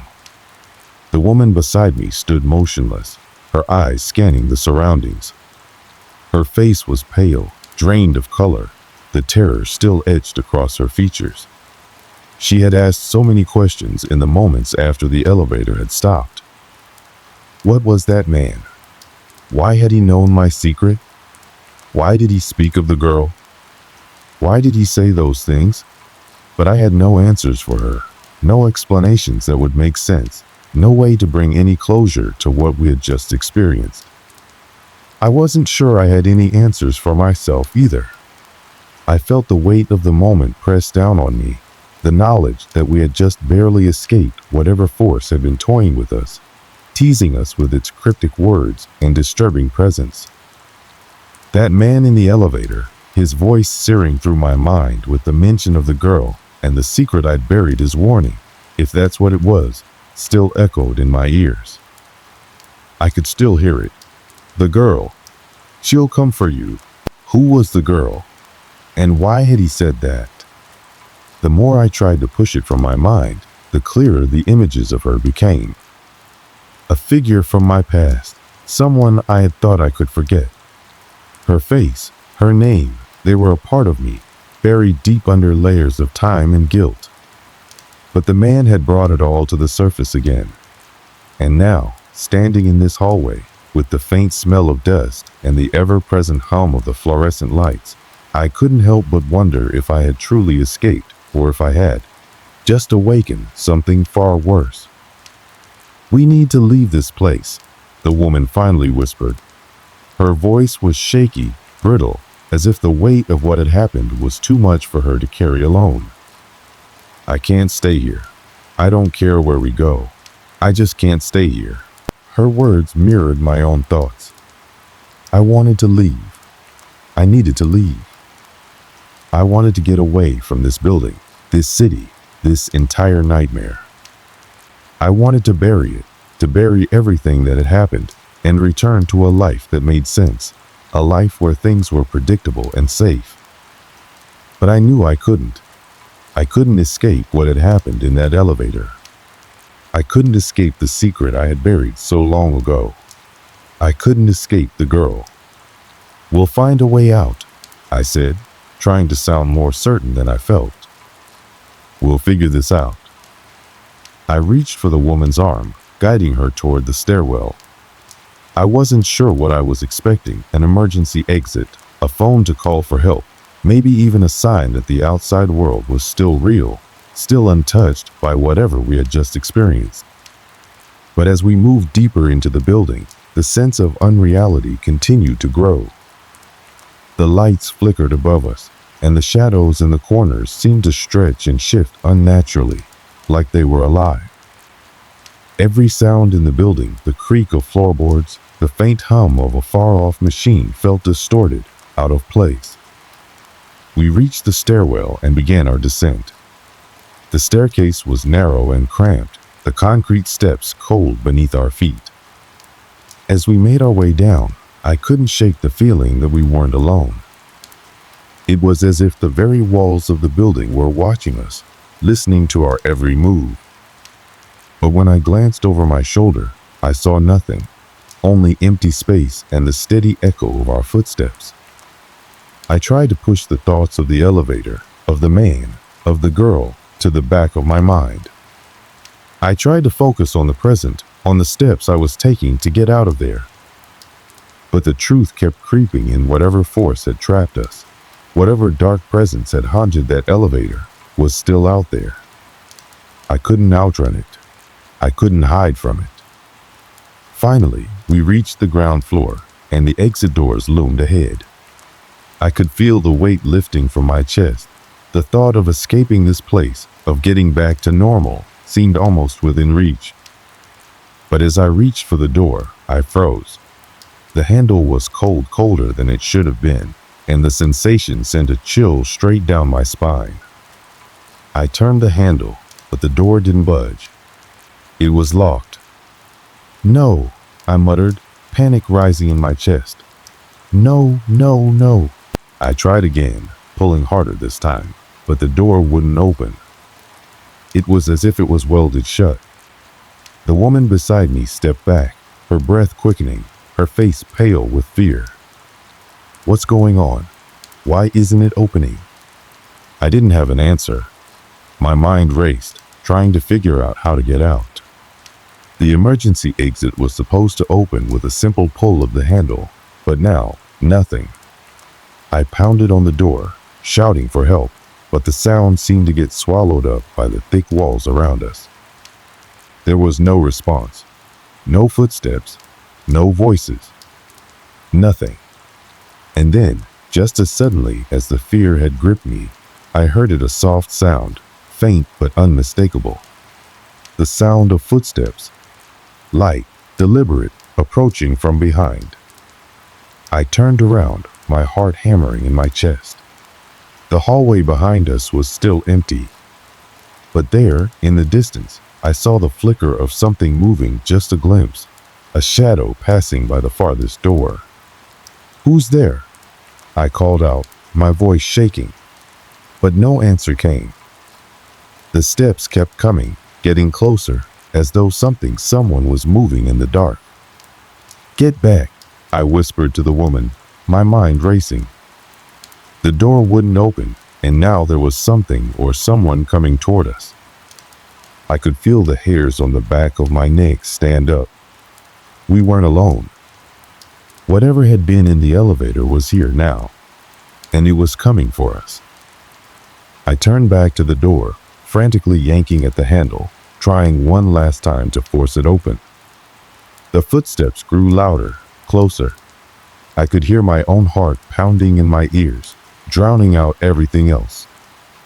I slammed my body against the door, pushing with all my strength, praying it would give. And then, finally, with a groan, the door gave way. I stumbled forward, out into the street, the cool night air hitting my face. The woman followed me, and together we ran. I didn't look back. I couldn't. I could feel something behind me, watching, following, but I couldn't bring myself to turn and see it. As we ran, I realized something. Whatever had happened in that elevator, whatever secrets had been uncovered, it wasn't over. It couldn't be. It would never truly be over. And as the sound of footsteps faded behind us, I couldn't help but wonder, had we really escaped, or had we just walked straight into something far worse? The truth was, I didn't know. And that was the most terrifying part of all.